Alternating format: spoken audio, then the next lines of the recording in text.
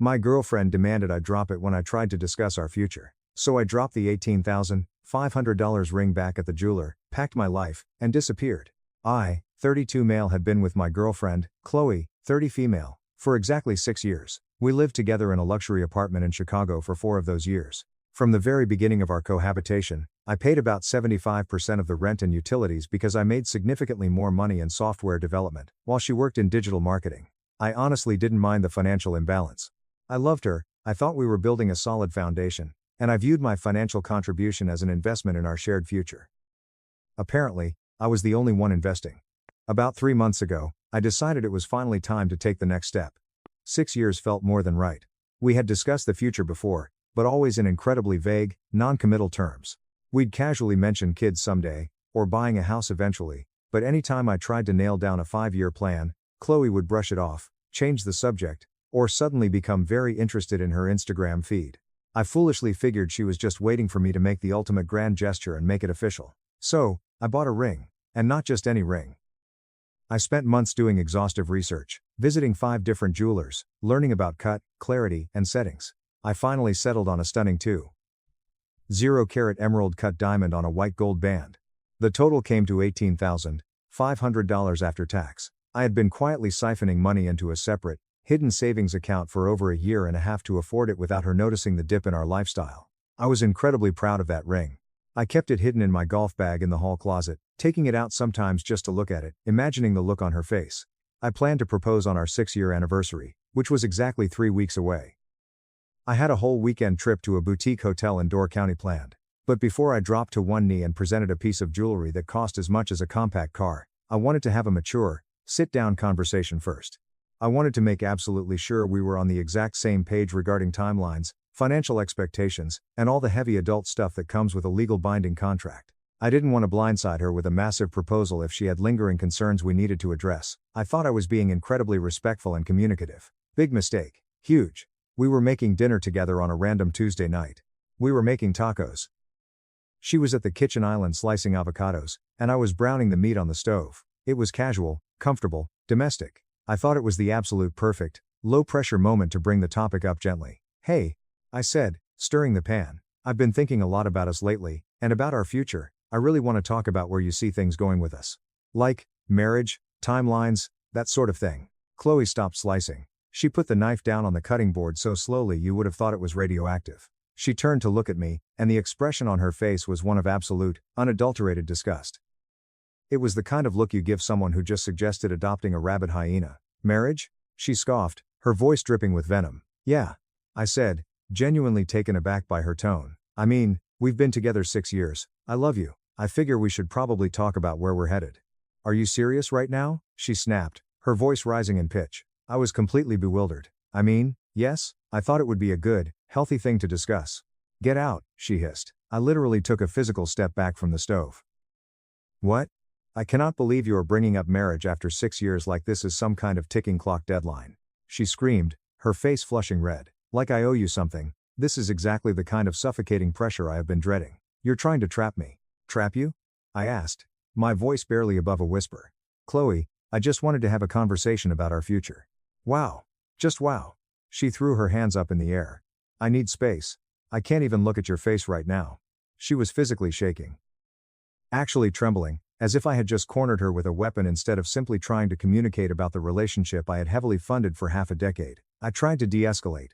I kept my voice perfectly level and asked what I had done wrong, why she was reacting so explosively to a normal milestone discussion.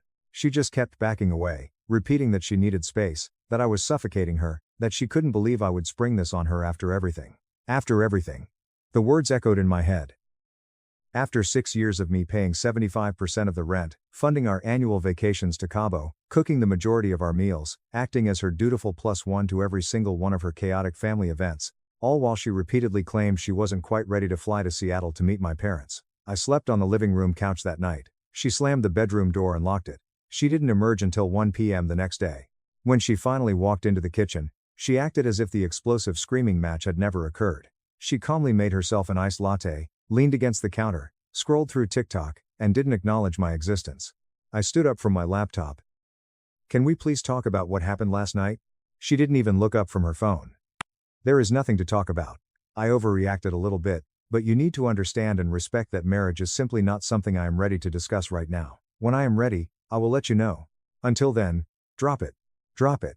6 years of my life, thousands of dollars, endless emotional support, and I was supposed to just drop it. I was expected to wait in indefinite purgatory for her to unilaterally decide if I was finally worthy of a real commitment. In that exact second, something fundamental shifted in my brain. A switch flipped. The rose-colored glasses didn't just fall off, they shattered into a million pieces. Okay, I said quietly. Understood. She looked up, clearly satisfied that she had won the power struggle. She gave a curt nod and went back to her scrolling. I grabbed my keys, went to work, and immediately started planning my exit. Sitting in my office that afternoon, the reality of my situation washed over me. Chloe wasn't scared of commitment. She was entirely capable of committing to a luxury apartment, to expensive Pilates memberships, to annual tropical vacations. She was scared of committing to times me. There is a massive difference. She wanted all the premium benefits of our relationship, the heavy financial subsidization, the domestic stability, the emotional companionship, the optics of a long-term boyfriend without ever having to make it official. I wasn't her partner. I was a placeholder. I was good enough to pay the bills and live with, but not good enough to marry. I spent the next week, acting completely normal. I went to work, came home, cooked dinner, and asked about her day. Now that I had dropped it, she was incredibly cheerful. She was even overly affectionate, acting like a master rewarding a dog for finally learning to heel. Meanwhile, behind the scenes, I was quietly and ruthlessly getting my affairs in order. On Wednesday, I found a fantastic one-bedroom apartment in a different neighborhood. It was a month-to-month lease, available immediately. I signed the paperwork electronically on Thursday morning and wired the deposit. I rented a small, climate-controlled storage unit down the street from our place. Every single day, I started moving my things out gradually. I'd pack a gym bag full of my clothes, books, and small electronics, and drop them off at the storage unit on my way to work. She never noticed a thing. She rarely noticed anything I did unless it directly benefited her immediate comfort. On Friday, I took the $18,500 ring back to the jeweler. They had a strict 30-day return policy, and I was currently on day 26. The manager inspected it, processed the paperwork, and I walked out with a full refund. $18,500 was immediately routed back into my private account. Then came Saturday morning. Chloe left at 8:30 a.m. sharp for her weekly advanced Pilates intensive workshop. She had gone every single Saturday for 3 years. It was a 2-hour class, plus a 20-minute commute each way. I had a guaranteed, uninterrupted window of almost 3 hours. The absolute second her SUV pulled out of the parking garage, I moved with military precision. I had already packed 80% of my essentials over the course of the week. The big, aesthetic furniture in the apartment was all hers anyway. When we moved in, she had insisted on buying the couches, rugs, and decor herself because she had very specific tastes and my furniture was too bachelor pad. Fine by me. It made moving out infinitely easier. I rented a U-Haul cargo van and parked it in the loading dock. It took me exactly 1 hour and 15 minutes to clear out everything that belonged to me. My gaming PC, my vintage espresso machine, my expensive ergonomic mattress from the guest room, my cast iron skillets, and the rest of my wardrobe. By the time I finished, the apartment looked eerily the same, just slightly hollowed out. She probably wouldn't even notice my things were missing for hours. But I made sure to leave one specific thing behind so she would know exactly what happened. Right in the center of the kitchen island, where she had chopped those avocados and screamed at me, I placed the velvet ring box, the empty ring box. Inside, folded neatly, I left a handwritten note. You asked me to drop it indefinitely, so I did. The ring I was going to propose with next week has been returned. The $18,500 is going toward my new apartment deposit and my fresh start. Thank you for making it abundantly clear where I stood after 6 years. I will not contact you again. Please do not contact me. We are entirely done. Naam. I took one final look around the apartment, placed my apartment key on the counter right next to the empty box, walked out, and locked the door behind me. I drove to my new place, unloaded my things, and kept my phone turned off for 4 solid hours. I ordered a pizza and sat on the floor of my empty living room. When I finally powered my phone back on, it practically vibrated out of my hand. I had 47 missed calls, 62 text messages, and 8 frantic voicemails. The first few texts, sent around 11:30 a.m., were confused. Hey, where are you? Why is the espresso machine gone? Babe, did you take your clothes to the dry cleaners? What? What is this box on the counter? Babe. And then, at 11:42 a.m., she found the note. The tone shifted instantly into absolute hysteria. Call me right now. You're joking, right? Tell me this is some kind of sick, twisted joke. You cannot just pack up and leave. We need to sit down and talk about this like adults.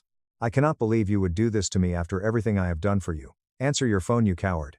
The voicemails were even worse. They ranged from her hyperventilating and sobbing uncontrollably, begging me to come back to the apartment, to her violently screaming into the microphone, calling me a manipulative sociopath for abandoning her. I listened to all of them with a strange sense of detachment. I didn't respond to a single one. Then, around 4 p.m., my phone buzzed with a text from her mother. Apparently, Chloe had called her parents in a state of absolute devastation. But her mother's text completely derailed my train of thought. David, you need to call Chloe this instant. She is absolutely inconsolable. I do not know what kind of fight you two had, but abandoning her like a thief in the night is not the answer. She told the whole family you were planning to propose this month. She was so incredibly excited. I don't understand how you could cruelly rip the rug out from under her like this. I stared at the screen, my blood running cold. Wait a minute, she told her mother I was going to propose, and that she was excited about it? So, when I brought up the topic of marriage on Tuesday, she screamed at me to get out, accused me of trapping her, and told me I was suffocating her. But behind my back, she was telling her family she was thrilled about an impending proposal? I typed out a response to her mother and hit send before I could second guess myself. Did Chloe happen to tell you what she screamed at me when I tried to have a mature conversation about our future on Tuesday? Ask her about the suffocating trap I tried to put her in. Ask her why she demanded I drop the subject of marriage indefinitely. Get the truth from your daughter, and then you can decide who abandoned who. I never got a response from her mother. I'm currently sitting in my new apartment, eating cold pizza, staring at the Chicago skyline. It's quiet. It's weirdly empty. But honestly, the sheer weight that has been lifted off my chest is indescribable. I feel like I can finally breathe. I'll update if things escalate, but for now, I'm just enjoying the silence.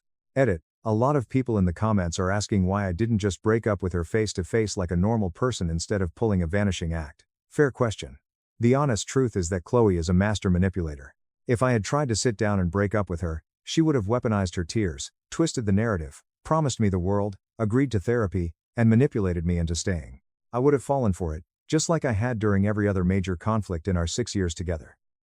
The only way I could ensure I actually left was to completely remove her ability to argue. I had to rip the band-aid off while she wasn't looking. Update 1. 1 week later. Well, things got incredibly messy. Shocking, I know. First off, thank you to everyone who commented and validated my decision. When you're in a relationship with someone who constantly shifts the goalposts, you start to feel like you're losing your mind. Your comments helped ground me. Now, on to the absolute chaos of the past 7 days. On Tuesday, day 3 post-move, Chloe showed up unannounced at my workplace. I work in a secure corporate building downtown. She literally walked into the lobby, marched up to the front desk, and told the receptionist she needed to see me immediately due to a critical family emergency. My receptionist, looking panicked, buzzed my office.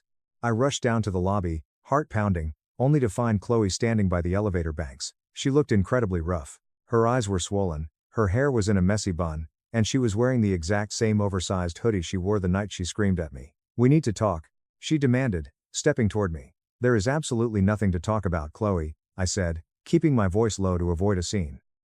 You need to leave. You don't just get to decide that, she snapped, her voice echoing in the marble lobby. I have a say in this relationship too. You had 6 years to have a say. I'm done. She immediately started crying. Giant, theatrical tears right there in front of the security desk. A few of my coworkers walked past, slowing down to stare at the unfolding drama. She reached out and grabbed my forearm tightly. Please, David, I made a massive mistake. I was just scared. I didn't mean any of the things I said on Tuesday. I love you. I want to marry you. I looked at her hand on my arm, then back up to her face. You literally screamed at me to get out of the kitchen when I simply mentioned the word marriage. You called me suffocating. You said I was trying to trap you like an animal. I was just having a terrible day at work. You caught me completely off guard. She pleaded. That is not how I really feel. 9. That is exactly how you really feel, Chloe. You just didn't expect there to be actual consequences for treating me like garbage. Realizing the crying wasn't working, she shifted tactics with terrifying speed. Her tears instantly dried up, her face hardened, and she crossed her arms. Fine, she spat. You want to know the real truth? I was actually planning to propose to you on our anniversary in Door County. I had a whole grand gesture planned. You completely ruined it by bringing it up early and ruining the surprise. I just stared at her in utter disbelief. You were going to propose to me? Yes. With what ring, Chloe? Silence. You don't even have a ring, I continued, my voice steady. I was going to buy one. She countered defensively. With what money? I manage our shared finances, remember? I see. Your personal accounts. You literally spent $600 on a designer handbag last month and complained about being broke. You weren't going to propose. You're lying to save face. She didn't have an answer for that. She just glared at me, her jaw clenched tight. The building security guard, who had been watching the exchange, walked over and very politely asked her if she needed an escort out of the building. She shot me one last venomous look, called me a narcissistic coward, and stormed out through the revolving doors. My boss pulled me aside an hour later to check on me, subtly suggesting I keep my personal drama off company property. Humiliating, but fair. By Thursday, the flying monkey offensive began. I started receiving texts from 4 different mutual friends, all parroting the exact same scripted narrative. Hey man, heard what happened. Don't you think you're being incredibly harsh and vindictive? Chloe is a complete wreck. She really loves you. You guys just need couples counseling. Leaving an empty ring box was emotionally abusive, dude. Not cool. I didn't argue. I just asked every single one of them the exact same question. Did Chloe tell you what she said to me when I tried to have a conversation about marriage? 2 of them admitted that Chloe claimed I had aggressively cornered her and pressured her into a timeline she wasn't ready for. One friend actually had the audacity to tell me that Chloe confided in her that I had been deeply controlling, financially abusive, and jealous for the last 2 years. Controlling? Jealous? Financially abusive? Me? The guy who happily paid 75% of our living expenses so she could maintain her lavish lifestyle? The guy who couldn't even convince her to commit to a weekend trip to meet my family? I set the record entirely straight. I sent them all a long, detailed text explaining exactly what happened. I told them how she screamed at me. I exposed the fact that she was telling her mother she was excited for a proposal, while simultaneously telling me I was suffocating her. I broke down the exact financial split of our relationship. 2 of the friends immediately went silent and haven't spoken to me since.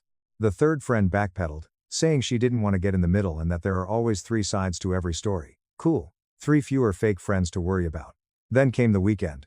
On Saturday, her father, Marcus, called me. I had met this man exactly twice in 6 years because Chloe always made excuses to keep us apart.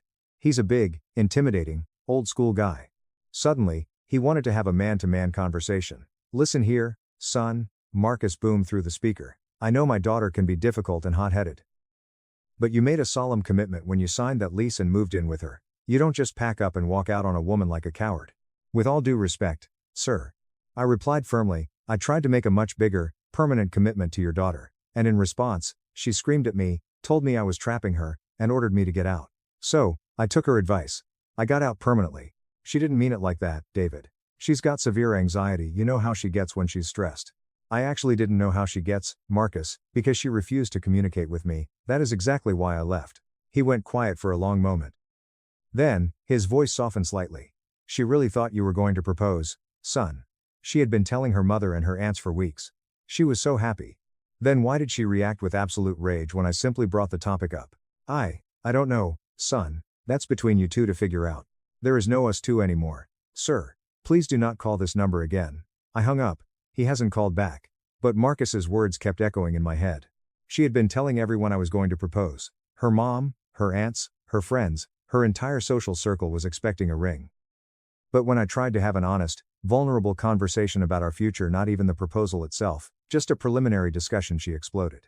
The only explanation that makes any logical sense is terrifying. Chloe wanted the grand proposal. She wanted the $18,500 diamond ring. She wanted the aesthetic engagement photos for Instagram. She wanted the lavish wedding. But she wanted it all entirely on Times Her Times terms, following Times Her Times exact script. The fact that I dared to initiate a practical conversation meant I was deviating from the fantasy movie she was directing in her head, and that was utterly unacceptable to her. Some people do not want a partner.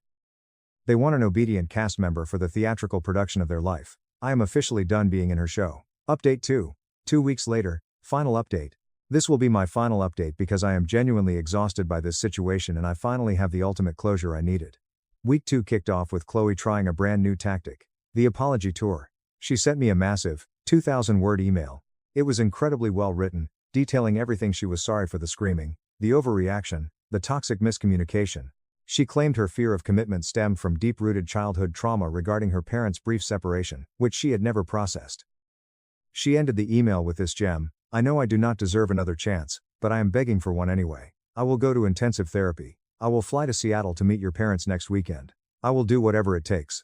I was so ready to spend the rest of my life with you. I just didn't know how to articulate it properly. For about 30 seconds, I sat at my desk and almost believed her. I almost felt that familiar pull to go save her. Then I remembered the reality. She had 6 years to articulate it. 6 years to show up for me. Instead, she screamed at me over avocados and treated me like an ATM. I deleted the email without responding. Chloe didn't handle the silence well. On Tuesday night, at exactly 10:15 p.m., my apartment buzzer rang. I still have absolutely no idea how she found out where I live. I suspect she either followed my car from work or bullied a mutual friend who had my new address into giving it up. I looked at the security camera feed. It was her. "Please, David. Just 5 minutes," her voice crackled through the intercom. I knew if I didn't face her, she would just keep showing up and harassing my neighbors. I took the elevator down to the lobby but refused to let her pass the security doors. When I walked out, I was stunned. She wasn't in her messy hoodie anymore. She was dressed to the nines. Full, flawless makeup, a stunning black dress, her hair perfectly blown out. She looked like she was heading to a Michelin star restaurant for a date. "Can we please just go upstairs and talk in private, like adults?" she pleaded, her eyes wide. "You have exactly 5 minutes right here in the lobby, Chloe. Talk." She took a deep, shuddering breath. "I know I messed up. I know what I said in the kitchen was horrific. But you have to try and understand where my head was at." I felt completely ambushed. I wasn't ready for that heavy conversation. "Chloe, you had been telling your entire family that I was going to propose to you in Door County. You were fully expecting a proposal. How were you ambushed?" She blinked, looking genuinely flustered that I was using logic. That is totally different. I was expecting a Times proposal, David. A romantic surprise. Not a dry, clinical conversation about marriage timelines. You took all the magic and romance out of it. You made it feel like a sterile business negotiation." I stood there, letting her absolute delusion wash over me. "So, let me make sure I am understanding this correctly," I said slowly. "If I had just blindly dropped to one knee on our anniversary, without ever discussing our future, our finances, or our goals, you would have said yes?" "Yes, exactly. That's what I've been trying to tell you. But," I continued, because I tried to have a mature conversation about our life together, to make sure we were actually compatible before I committed an $18,500 ring and the rest of my legal life to you. That was suffocating?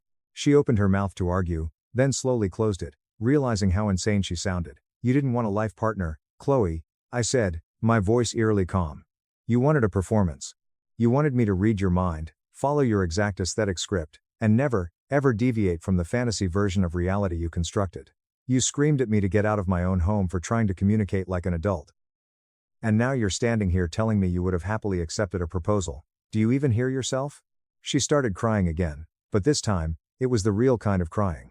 The ugly, hyperventilating kind, not the manipulative, pretty tears she used at my office. "I don't know what is wrong with me," she whispered, her mascara running. "I don't know why I ruin everything. I just love you. I just couldn't say it right."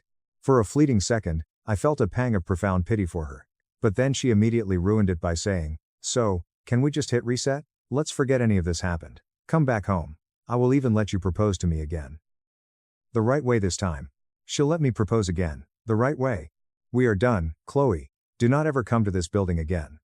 I turned on my heel and walked back through the security doors.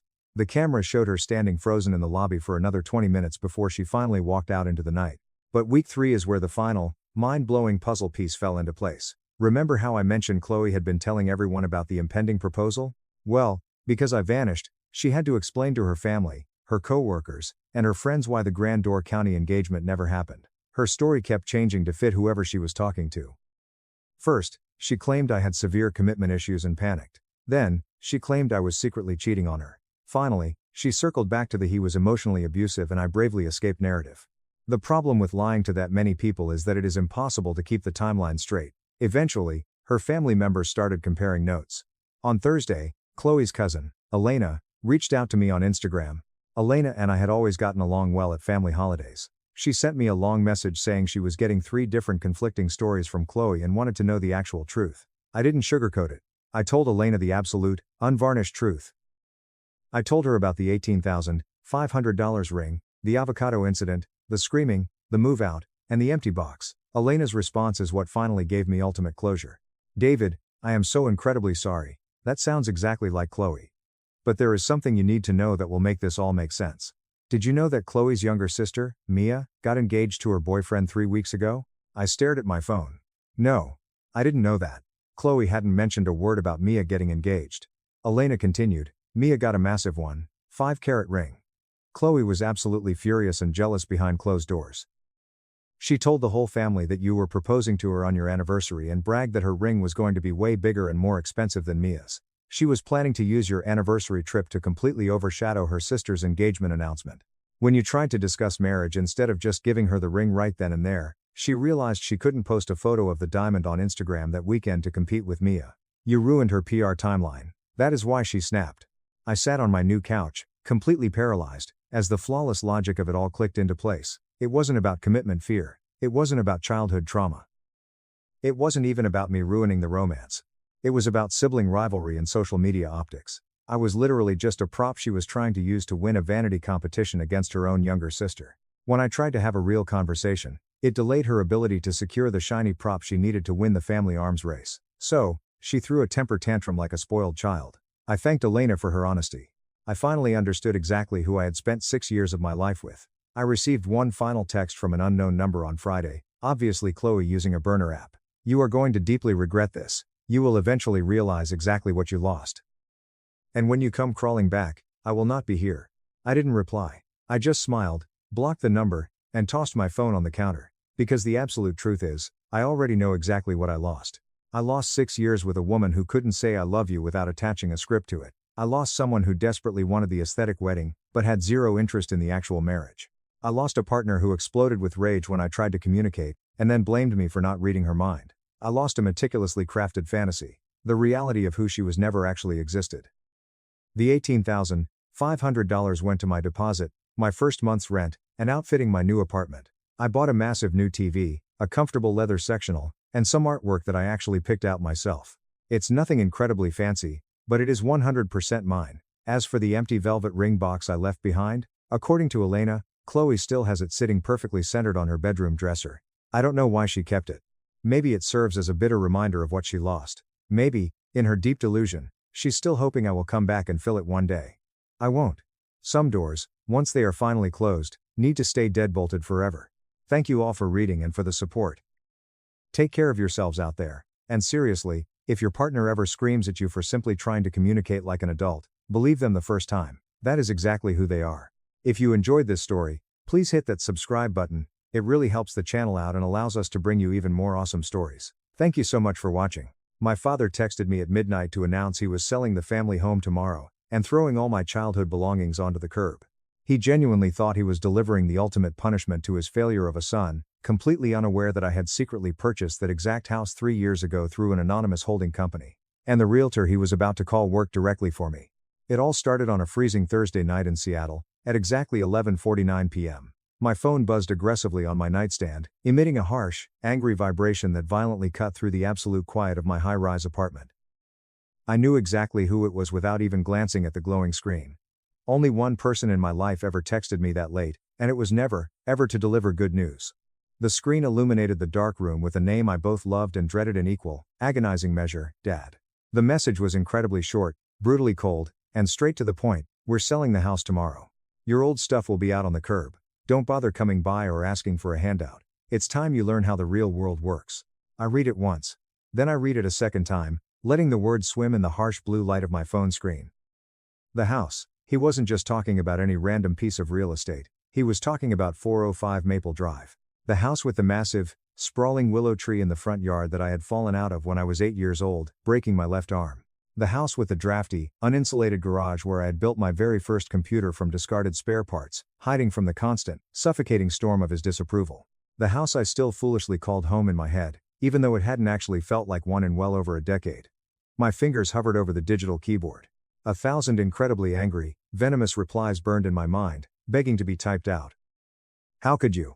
After everything I've done, after the sacrifices I've made, you have absolutely no right to speak to me this way. But I slowly, methodically deleted every single one of those phantom messages. Arguing with Robert Vance was utterly pointless. It was exactly like throwing fragile glass at a solid brick wall. All you ever got in return were bruised hands and shattered pieces scattered at your feet. Instead, I took a deep, steadying breath, typed a single, emotionally detached word, and hit send. Okay. Less than 30 seconds later, a second message aggressively pushed through, as if my calm, unbothered reply had only poured high-octane gasoline on his raging fire. And don't expect any more family support. You've been nothing but a massive disappointment to this family. It is time you finally face the real world and stop playing with your childish computers. A deeply familiar, heavy ache settled directly in the center of my chest, the kind of dull, throbbing ache that had been my constant shadow for years.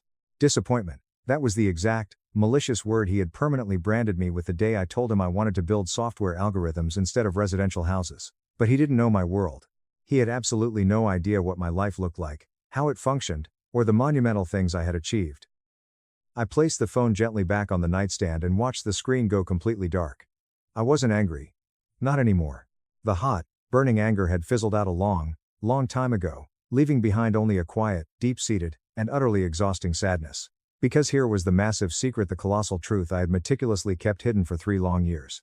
My father, Robert Vance, couldn't sell that house. He didn't have the legal right to do it. He genuinely thought he was throwing me out into the cold, teaching his absolute failure of a son one final, harsh lesson about the unforgiving real world. He had absolutely no idea that he was merely a guest living in my time's home. I had secretly purchased that exact house 3 years ago through one of my anonymous holding companies, Apex Holdings LLC. I had executed the complex purchase silently through a third-party corporate lawyer when the bank was literally days away from foreclosing on the property, right after his beloved construction business, Vance & Sons, almost went completely under. He never knew.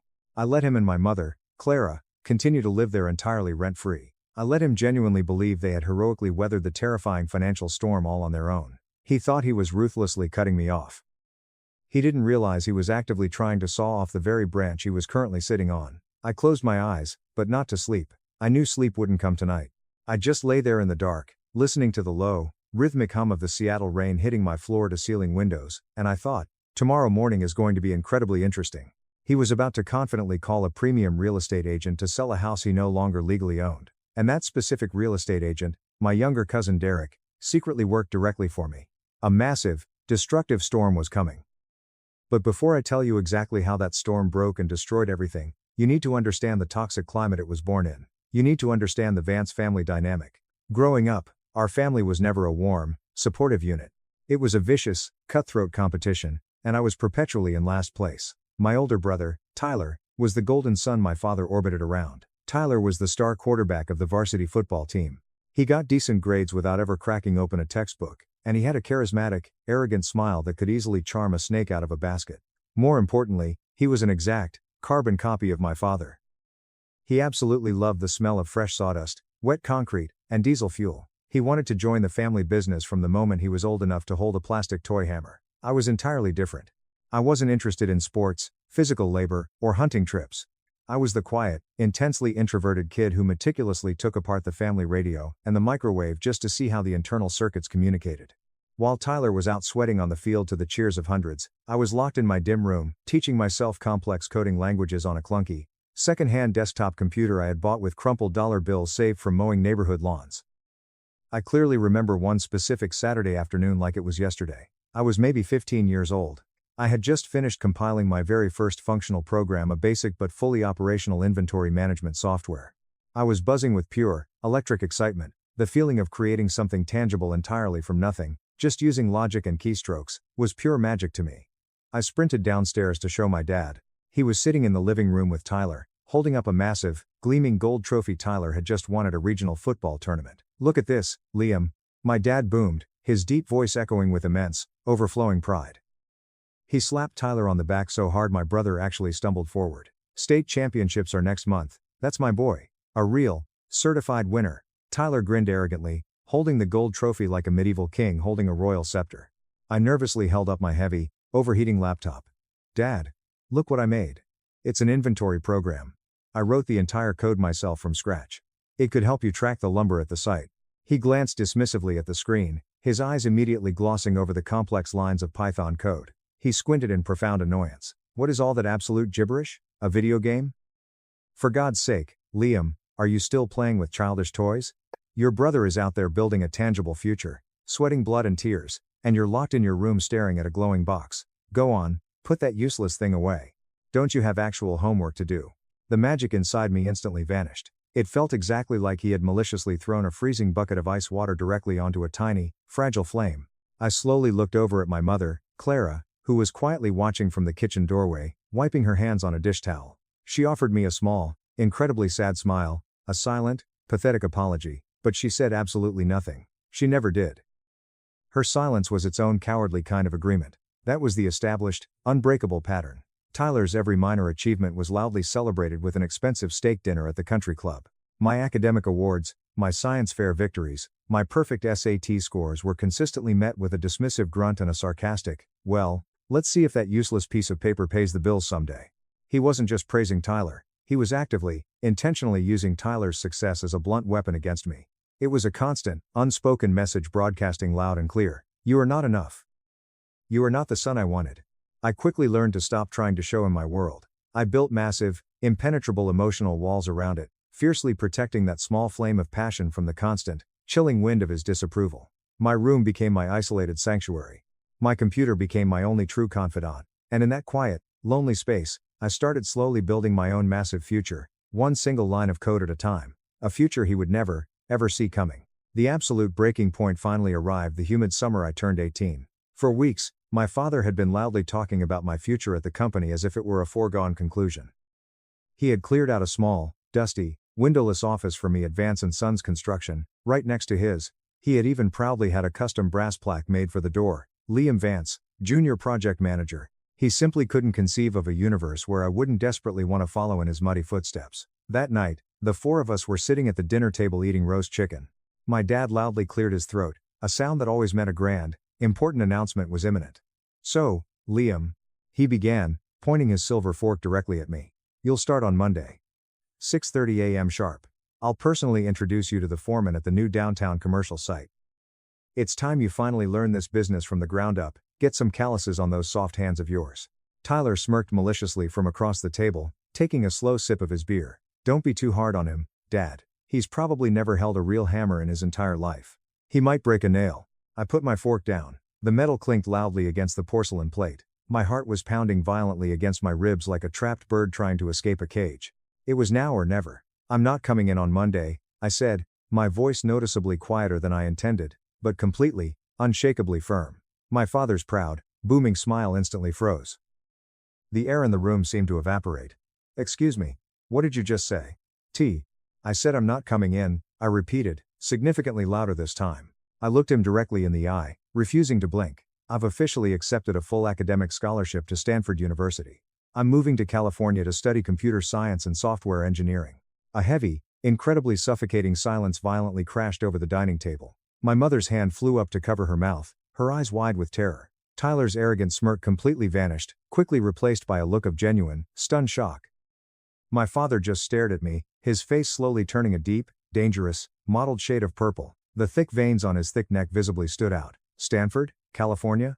he finally roared, violently slamming his heavy fist on the table, making the ceramic plates jump and the water glasses spill over. "You're carelessly throwing away a guaranteed, secure future. A massive family inheritance for some ridiculous pipe dream."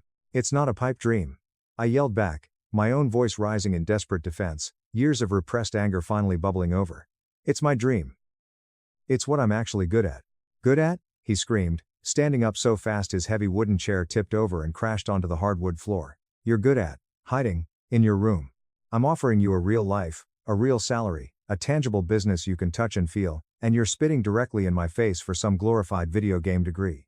If you walk out that door and go to California, don't you dare ever come back expecting a single dime from me. You won't have a family. You won't have anything. You'll be completely on your own." Tears were rapidly streaming down my mother's pale face. "Robert, please," she desperately whispered, but he completely ignored her, his furious eyes locked onto mine. I stood up. My hands were violently shaking, but my internal resolve had never been clearer in my entire life. "Fine," I said, the word tasting like bitter ash in my mouth. "I'll be on my own." I walked straight out of the dining room, went up to my bedroom, and immediately started packing my bags. That night, the fragile, rotting foundation of our family permanently cracked, splitting wide open. The next few years were an absolute blur of relentless, exhausting, bone-deep hard work.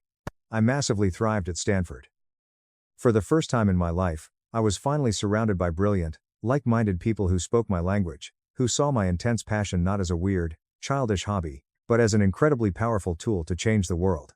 I worked 3 different part-time jobs serving coffee at 5 a.m., tutoring underclassmen, and doing overnight security at a campus lab just to cover my basic living expenses, stubbornly refusing to ask my parents for a single cent. The final nail in the coffin of our relationship came during a Thanksgiving break my junior year. I had just started a small, highly ambitious project in my cramped dorm room with two genius roommates. We were developing a revolutionary cloud-based data architecture for urban logistics. The house was packed with loud, obnoxious relatives. My Aunt Martha, who had a special, irritating talent for asking the most invasive questions, cornered me by the living room fireplace. "Liam, darling," she cooed loudly, drawing the attention of the room. "Tell me, what is it you're doing out there in California? Still tinkering with those silly little computers?" Before I could even formulate a polite answer, my father strode over with a heavy crystal glass of expensive whiskey in his hand. "He's starting a Times company," he said, the word heavily dripping with thick, venomous sarcasm. "Tell them all about it, Liam." I felt a dozen pairs of judgmental, mocking eyes turn to me. "It's a software startup," I began, trying desperately to keep my voice steady. "We're working on a logistics algorithm that could make massive city supply chains much more efficient." Tyler sauntered over and aggressively draped a heavy, muscular arm over my shoulder, pulling me in uncomfortably close. "Don't get too technical, little brother. You'll bore everyone to death," he said with a loud, condescending chuckle. "Basically, he's trying to sell invisible, fake stuff on the internet." Meanwhile, Vance & Sons just landed the massive Harbor Point commercial contract. "Now, that's Time's real business. You can actually see it, you can touch it." The entire room erupted in polite, mocking laughter. My dad proudly clapped Tyler on the shoulder. "That's my boy. Building the real world, not playing in the imaginary clouds." The humiliation was a painful, physical thing. It burned in my throat. I looked around the room, and not a single person met my eye except for my mother, who just gave me that same helpless, pathetic, sad little smile. That was it. That was the exact, defining moment I made a conscious, unbreakable decision. I would never again share my professional life with them. My massive success would be entirely my own. I excused myself, walked out into the freezing November air, and booked a red-eye flight back to California for the very next morning. As I stood on the porch, shivering in the cold, I made a silent vow. One day, they would understand.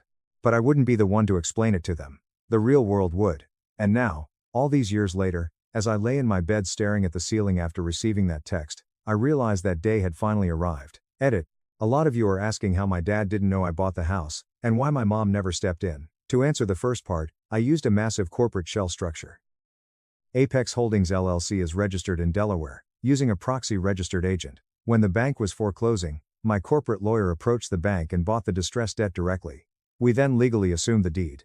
My dad only ever dealt with a faceless corporate law firm who told him a private investment group bought the mortgage and would allow him to stay as a tenant. He was so humiliated by his bankruptcy that he never dug deeper. As for my mom, she is entirely financially and emotionally dependent on my father. She has zero voice in that house. It's sad, but it's the truth. Update 1. The next morning, I was sitting in my private office by 6:30 a.m. Not my massive, glass-walled corner office at Apex Innovations headquarters downtown, but my quiet, highly secure private office that I kept under my subsidiary holding company, Apex Holdings LLC. This was the absolute nerve center for the secrets I kept. My executive assistant, Elena, a brilliantly sharp woman who knew significantly more about my personal life than my own family did, quietly placed a steaming cup of black coffee on my mahogany desk. "The stage is completely set, Liam," she said softly, checking her tablet. "Derek is in his office at the real estate firm. He's nervously waiting for the call." Derek was my younger cousin on my mother's side.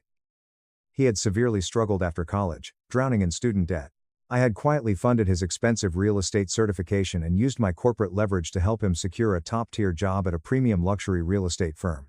A firm my parent company now held a 60% controlling interest in. He was the only other person in the entire extended family who knew I owned that house. At precisely 8:15 a.m., my private, secure line rang. It was Derek. "He's on my other line," Derek said, his voice a tense, panicked whisper. "He is absolutely not happy, Liam. He's practically screaming."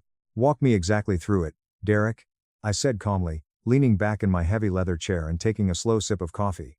"He called right at 8 a.m. 0. Derek breathed.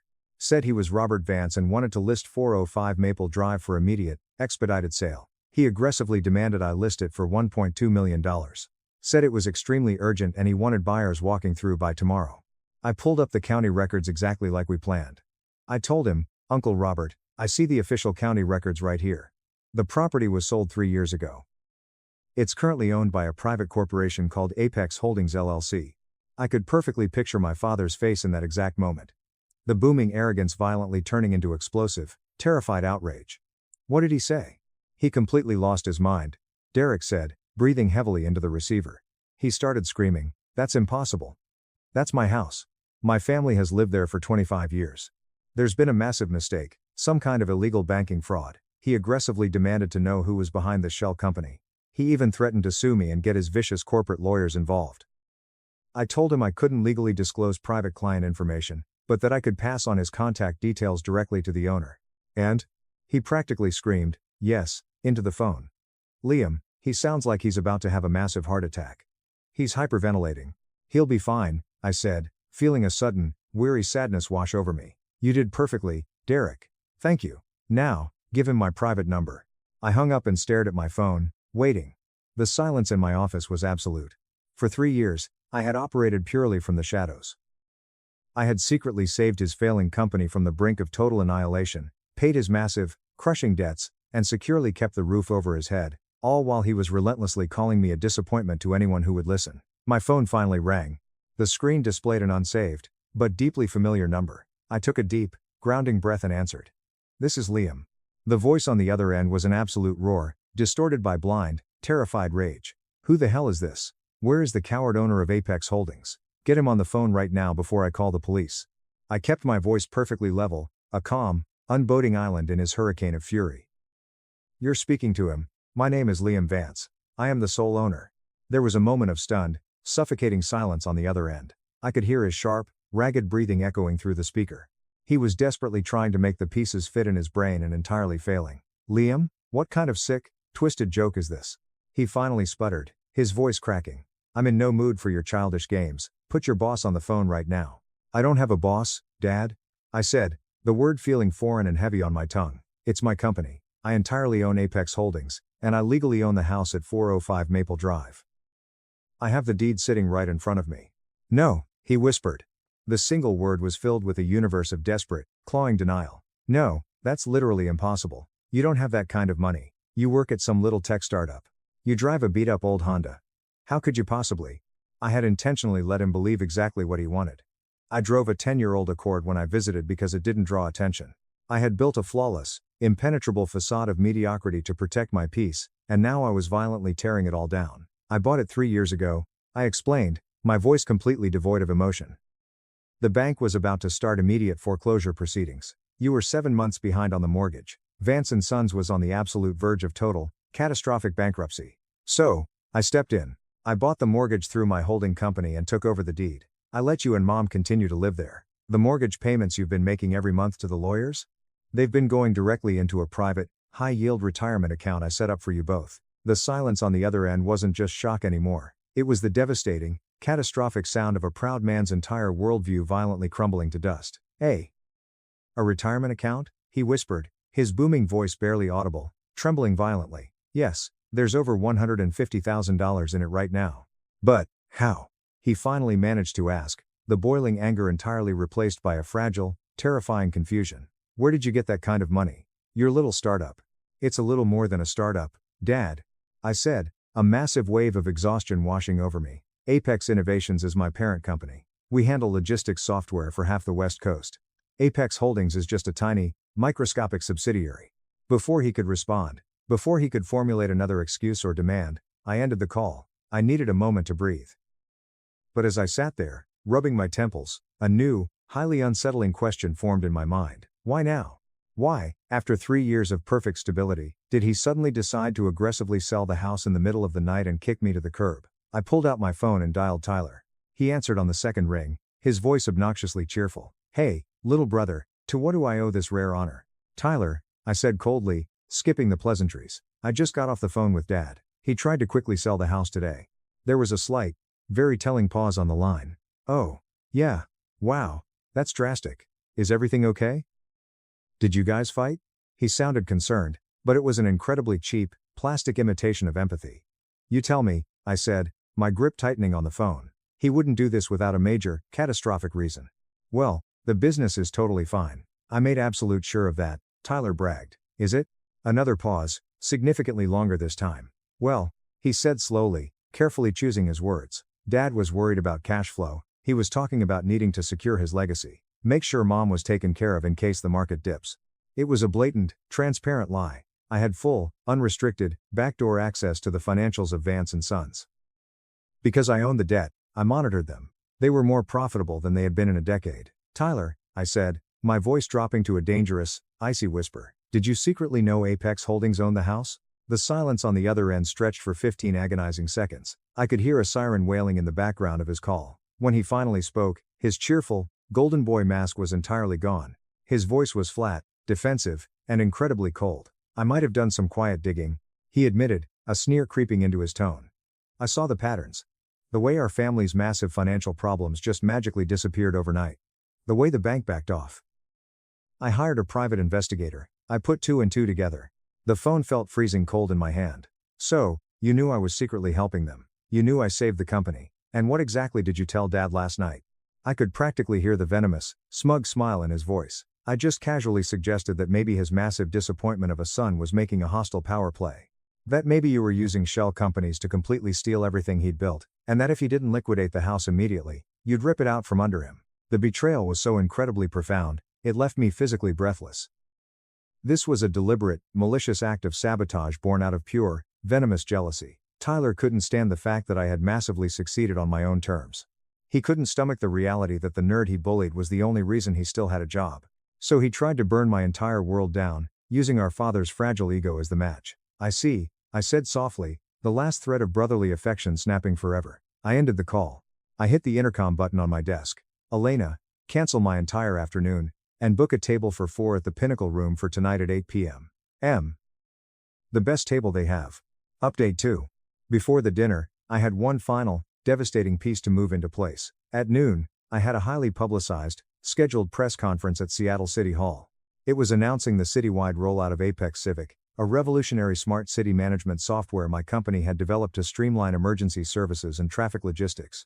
I stood confidently at the polished wooden podium, flanked by the mayor of Seattle and several key city council members. The massive room was packed with flashing cameras, bright lights, and eager reporters. I spoke eloquently about data efficiency, security protocols, and community improvement. Then, the mayor stepped up to the microphone. I want to say something highly personal, he began, looking directly at me with genuine respect. When Liam and his brilliant team at Apex Innovations first brought this ambitious $30 million proposal to us, we were skeptical, but this young man's incredible vision is undeniable. Apex software is already saving the city of Seattle an estimated $22 million a year. Liam Vance was just named Forbes Tech Innovator of the Year under 30, and our city is incredibly proud to partner with a hometown genius. The room erupted in deafening, echoing applause. I smiled for the cameras, knowing full well that by the 6 p.m. local news, my face would be broadcast on television screens across the entire state, including the massive flat screen in my parents' living room. I was systematically, publicly taking away their false narrative. After the press conference, I called my mother. Mom, I've booked a table for 4 at the Pinnacle Room tonight at 8 p.m. We need to talk. The Pinnacle Room? She stammered, her voice shaking with terror. Liam, we can't possibly afford that. It's hundreds of dollars a plate.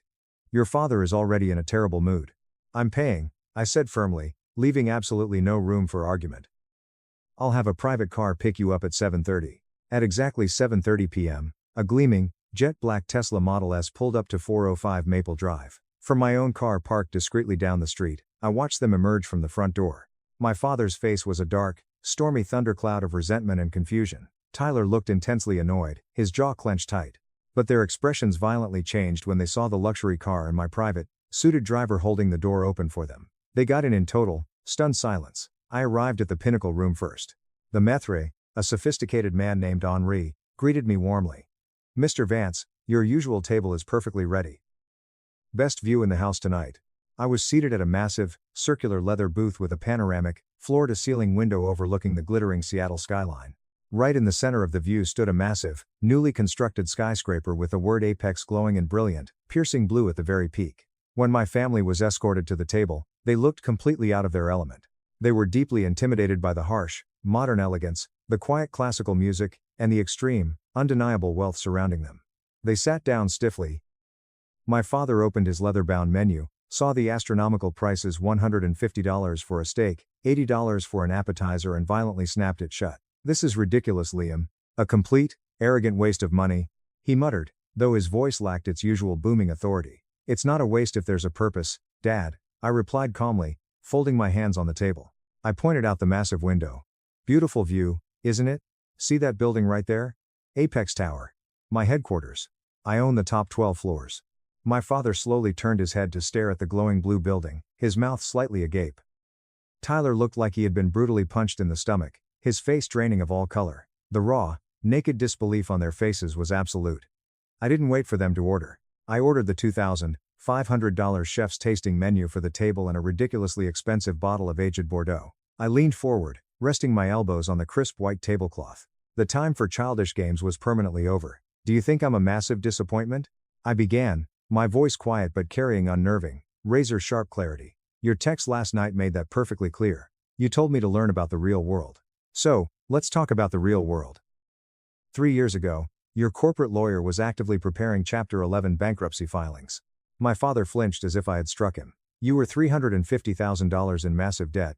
I continued relentlessly, reciting the numbers from memory. You owed $140,000 to Pacific Northwest Lumber. You owed $65,000 for the heavy loaders you completely defaulted on, and the IRS was about to place a brutal, inescapable lien on your personal assets for $42,000 in unpaid taxes.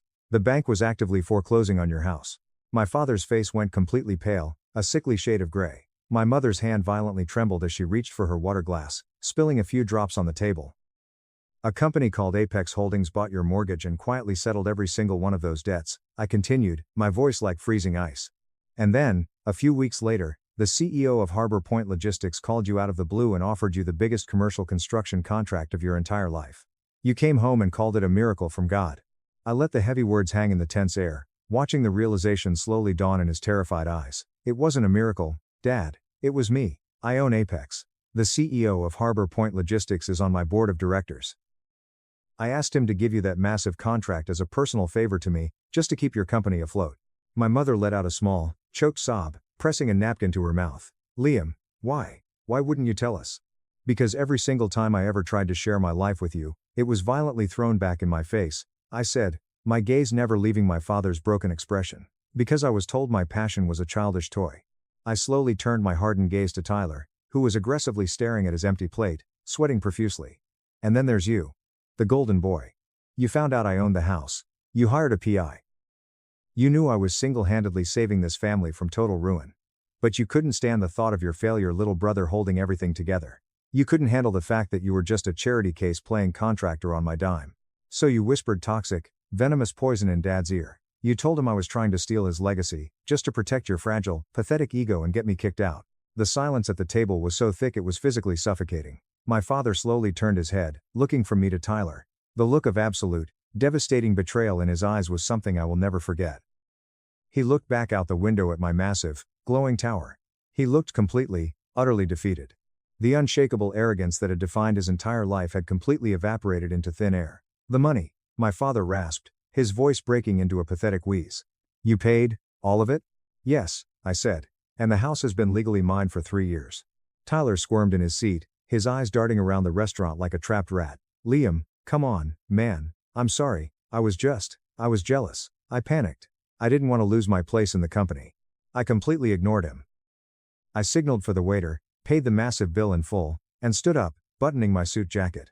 Here are the new rules. I said coldly, looking down at the three of them. You can continue to live in the house.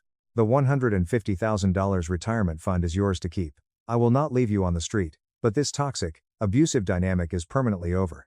Our relationship will now be built on basic, fundamental human respect. If you ever speak to me the way you did last night, I will sell the house and evict you the next day.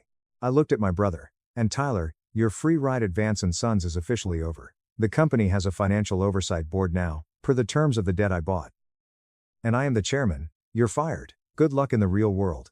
I walked out of the restaurant, leaving them sitting in the total, devastating ruins of their false reality. I stepped out into the cool, damp Seattle night air, took a deep breath, and felt completely, utterly free. Over the next 6 months, the silence was incredibly peaceful. Apex Innovations closed a massive global deal, and I finally found true, unburdened happiness. I visited the grave of my old Stanford professor, the only man who truly believed in me from the start, and told him we finally made it. Eventually, the clumsy, hesitant apologies started rolling in. Dad texted me a link to a Forbes article about my company, adding a short message saying he was proud of me. Mom called me crying, finally admitting she had known about the bankruptcy all along, but was too cowardly to speak up against my dad. Tyler, unable to find an executive job anywhere else because he had no actual skills, was forced to take an entry-level job as a junior site inspector at a rival firm, finally trying to build something real from the bottom up. A year later, I drove past the old house on Maple Drive. Dad was in the front yard, quietly fixing the wooden fence. He saw my car stop. He put down his hammer, took off his gloves, and gave me a small, incredibly hesitant wave. He walked over to the window and quietly told me Mom was making a cherry pie inside, an unspoken invitation to start over. I turned off the engine and walked through the gate. The cracks in our foundation would always be there, visible and deep. But for the very first time in my life, we were finally building on the absolute truth. If you enjoyed this story, please hit that subscribe button.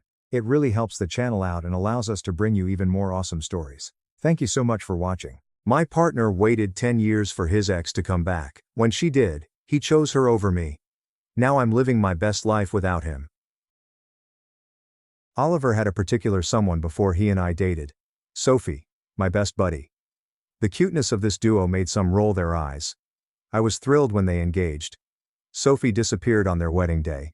No call, text, or explanation, just gone. Oliver was ruined. I stayed with him all month to prevent stupidity. Soon, our relationship changed. After 10 months we started dating and have been together since Sophie returned unexpectedly 3 nights ago. I didn't realize she was in town until Oliver was crazy all day. Forgotten, distracted, completely out of it. He'd overlook our plans. He'd check his phone during supper. He'd lose focus mid-sentence, which scared me. I eventually questioned him. Is everything okay? He looked at me with wide eyes and smiled after coming out of the bizarre trance. I'm fine, he flatly lied. Is it because Sophie's back in town? I mean, I heard from my mom, but I don't want to talk about her, he said. His stinging words made my heart leap. He'd never addressed me like that before. I said, Oliver, do you still love me? And fought back tears. His expression softened. He hugged me and agreed. He hugged me and said he loved me, but I knew he was just lying to himself. The night after, I realized his statements were true. We were scheduled to celebrate our 4-year anniversary. I arrived at the restaurant early after work and seated at our customary table. I ordered his favorite wine, placed my present on the table, and waited. I waited 2 hours, checking my phone every 3 minutes, terrified he was hurt. I got a text after 4 hours of waiting. Can't attend. Something happened. The end. Just 8 words. No call. But I knew his whereabouts. I drove to the park where the 3 of us used to hang out in college, near the lake where we'd speak till daylight, and saw them on the bench. Oliver gazed at her patiently. Something he never did in our 4-year relationship. I approached but hid behind the woods, hearing everything. I can't believe you're really here. Oliver sobbed. Sophie murmured. I'm so sorry for everything. Resting her hand on his gently. It was all moving so fast between us back then. I kept telling myself I was ready for marriage when I wasn't. So I ran. But all these years, Oliver, there was no one else on my mind but you. She softly put his palm to her lips. Oliver nodded and dropped his eyes. It just kind of happened. His words made my chest constrict. Just happened. We described everything as an accident. Do you love her? Sophie frankly inquired, addressing his gaze. Silence spread between them. Honestly, I don't know. I thought I did, but seeing you again, I'm not sure anymore, Sophie said. Is there still a chance for us? I knew he'd answer yes after 4 years if I tried again.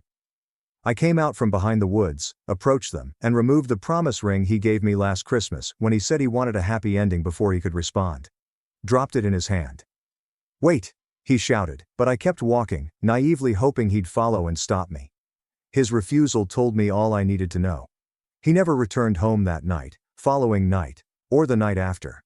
I put his belongings in boxes and placed them by the door, changed the locks, erased his number and did everything he never had the guts to do when Sophie left him years ago.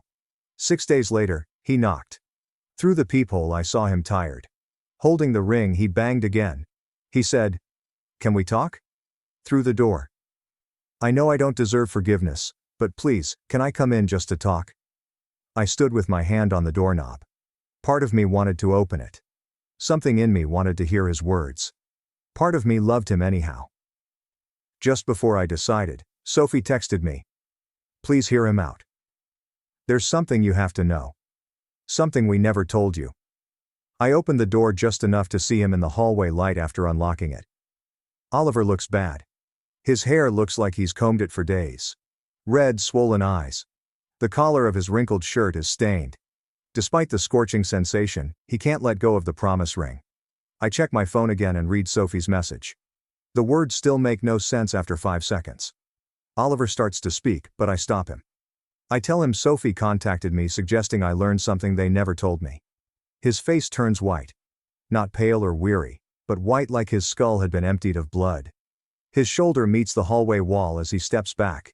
He leans on it, fearing his legs may collapse. I see him try to speak, but nothing comes out. So he shuts his eyes and breathes deeply.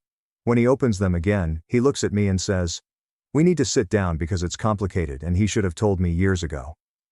I leave the doorway silently. He steps in hesitantly, doubting I'll let him remain. Out of habit, I shut the door after him. We go to the living room and I sit on the window chair, not the couch or anywhere near him. Oliver sits at the end of the couch, and we feel far apart. Still clutching the ring. His hands shake. Waiting for him to speak. The stillness lasts so long I can hear the kitchen clock ticking. Oliver speaks last, with a gruff, crying voice. He denies that Sophie departed their wedding day due to cold feet or commitment anxiety. 3 weeks before the wedding, she discovered her mother had early-onset Alzheimer's. Her father suppressed its severity for months. Oliver claims Sophie's mother didn't recognize her during the last dress fitting. Sophie showed her mom the finished garment at her parents' place, and she was treated like a stranger. I inquired her name and why she was in her residence. Sophie's father took her aside and revealed her mother had been growing sick for a year. He'd excuse her by saying she was sleepy or anxious. He felt humiliated and believed he could handle it alone. Oliver keeps talking, and I sit there trying to understand. He said Sophie's father implored her not to inform anybody about the illness. He wanted secrecy. He didn't want his wife treated differently. Sophie was scheduled to marry Oliver and move 4 states away for his new job, which he'd accepted, and the apartment they'd put a deposit on. But her mother was dying, crumbling. Sophie couldn't quit. She had to stay with her mother when she needed her. However, she couldn't decide between her lover and her dying mother. She fled without explanation. She disappeared on the wedding day because she couldn't pronounce the words. She didn't know how to shatter Oliver's heart as hers broke. Something shifts inside me as he says. My rage turns to uncertainty. My 4-year-old tale is entirely changed. I considered I felt she was terrified, and left Oliver without considering the Sophie selfish consequences. But this is different. I don't know what to do with this impossible and dreadful situation. I ask Oliver why he never told me. Why he let me assume Sophie destroyed his heart without explanation. My voice sounds harsher than intended. Looks down at his hands, and the ring shines. He discovered the truth 7 months ago. 7 months. Half our relationship. Sophie eventually contacted Oliver after her father's stroke to apologize and explain why she fled. Oliver has carried this information since. Knowing Sophie didn't leave because she stopped loving him. Knowing she fled because she was drowning in an awful circumstance and couldn't beg for help. I see it in his eyes as he says, "This matters daily since he learned. He knows the truth about her and is with me every day. He claims he didn't inform me because he thought it didn't important. Sophie was gone and they were making something genuine. He believed he could hide the facts without consequence. I now see it influenced everything. His occasional zoning out. He'd grow silent when others mentioned weddings or sick parents, and he never appeared there even at our happiest moments. I question him directly if he's spoken to Sophie in the previous 7 months. Question lingers between us. Oliver pauses. A few seconds felt like eternity. He confesses they've sent a few emails concerning her mom's illness and dad's recuperation.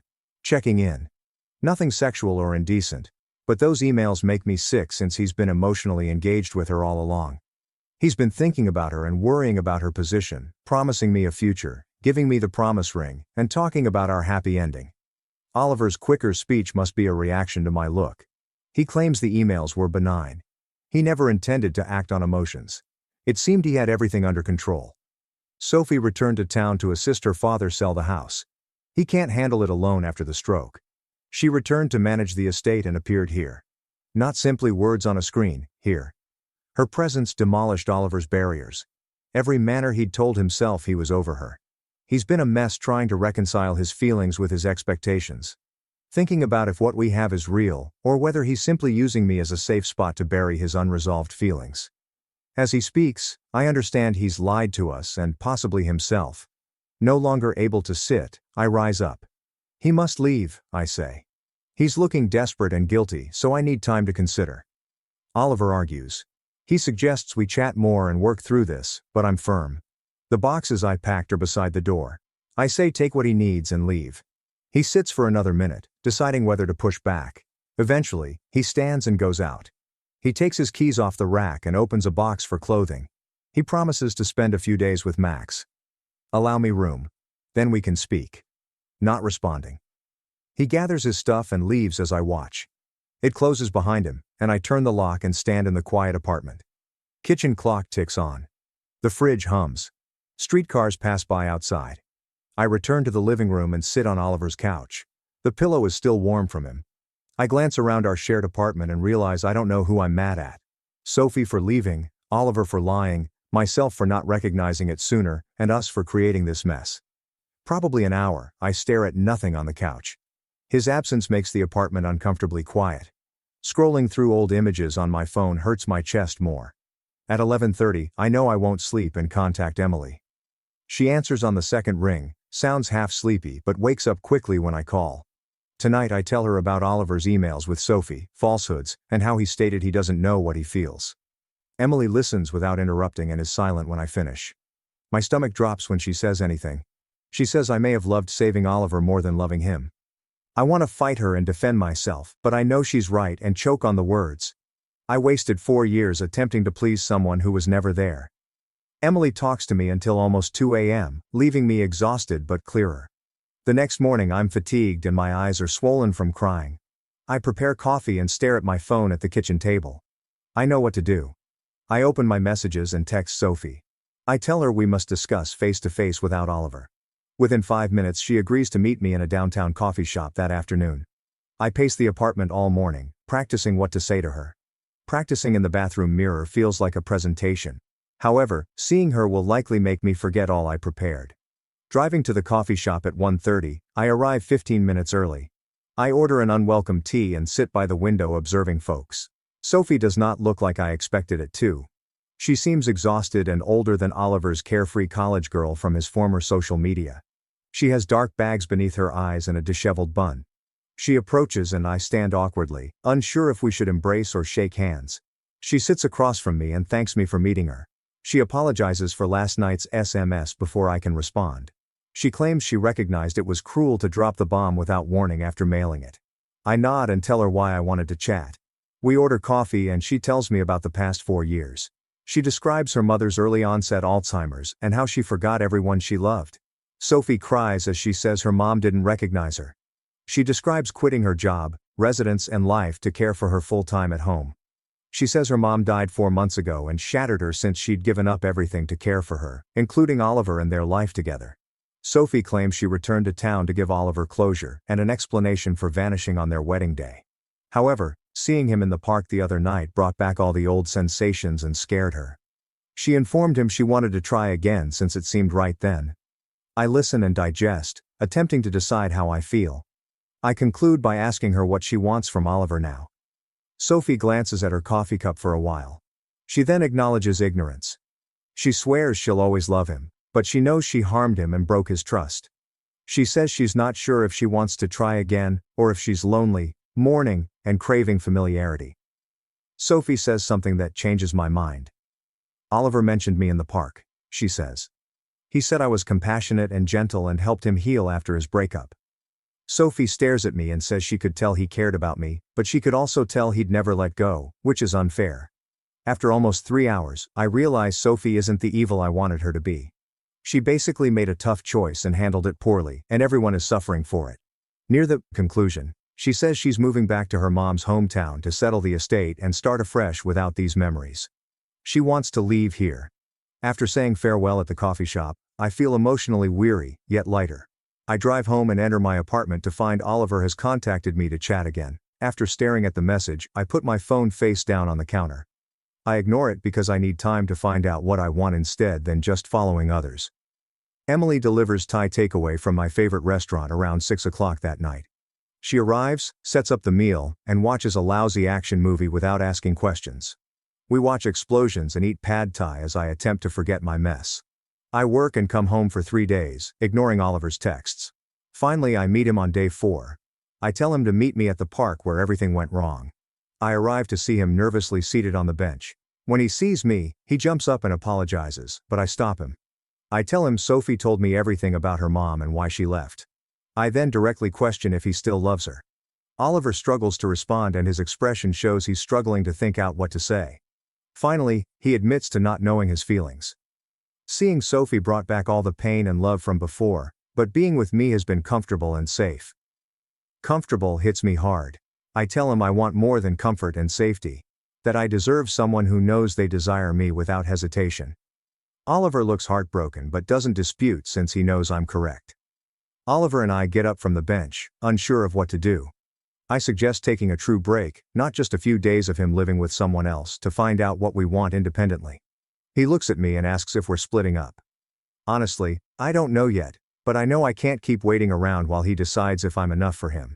My voice is clear despite my constricted chest. Oliver strokes his hair and nods gently. We agree to let him stay with Max for 3 weeks without talking. No texts, calls, or intentional encounters. He wants to hug me farewell. I shake my head because if he touches me now, I may change my mind about everything. I walk alone to my car and turn off the radio to drive home. Just sitting in quiet processing what transpired. The flat is too quiet when I arrive, so I phone Emily to come over. She arrives an hour later with champagne and ice cream without questioning. Stays on the couch with me as I weep. The next week at work is terrible since I'm upset and can't focus for more than 5 minutes. I forget half my slides and ruin a client presentation. Helen observes when I zone out at a team meeting when someone is talking to me. A frank 50-year-old divorcee, she doesn't take bullshit. She interrupts me making coffee in the break room after the meeting. She stands between me and the door and asks what's wrong since I've been zombie-like for days. I attempt to blame it on fatigue, but Helen crosses her arms and says she doesn't believe me. She breaks me down with her directness, and I tell her everything about Oliver and Sophie, the park, and the separation. She listens without interrupting or criticizing, nodding sometimes as I tell my complicated story. She's silent when I finish. She recounts her first marriage to a man still obsessed with his ex-wife. Helen claims she spent 5 years preparing his favorite dishes, supporting his profession, and being patient while he worked through his issues. But she was competing with a ghost who had a pristine recall of someone who was gone. She recognized that she was competing against a concept, not a person, and could never win. Helen looks me in the eye and says, "The kindest thing I can do for myself is walk away and let Oliver figure out his mess without me waiting in the wings like some backup option." I know her words are real, and they sting. She squeezes my shoulder and tells me I deserve someone who picks me first, not someone who loses everyone else before appreciating what he has. I return to my work feeling raw, but lighter, like someone finally let me put myself first. I focus on work to forget Oliver as the days pass slowly. I don't know if he's thinking about me, Sophie, or everything. Max texts me to grab coffee 3 weeks after we broke up. I'm surprised he's reaching out since Max was Oliver's college friend before I met him, but I agree to see him the next day at a cafe near my workplace. Max is already sitting at a corner table, looking uncomfortable when I arrive. He rises up when he sees me and we awkwardly debate hugging. After ordering coffee, Max just brings it out. He says Oliver failed miserably. Lacking food and sleep, he stares at his phone for hours, unsure who to contact.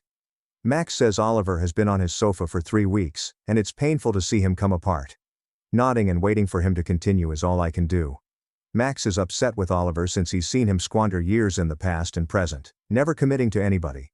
He says Oliver is immobilized because he's afraid of making the incorrect choice and being alone, therefore he's never honest with himself. Max adds, "I deserve better than being someone's backup plan, even if Oliver doesn't consciously see it that way." It's like Helen told me, and I feel it in my chest. I ask Max if Oliver still loves Sophie. He sighs and covers his face before responding.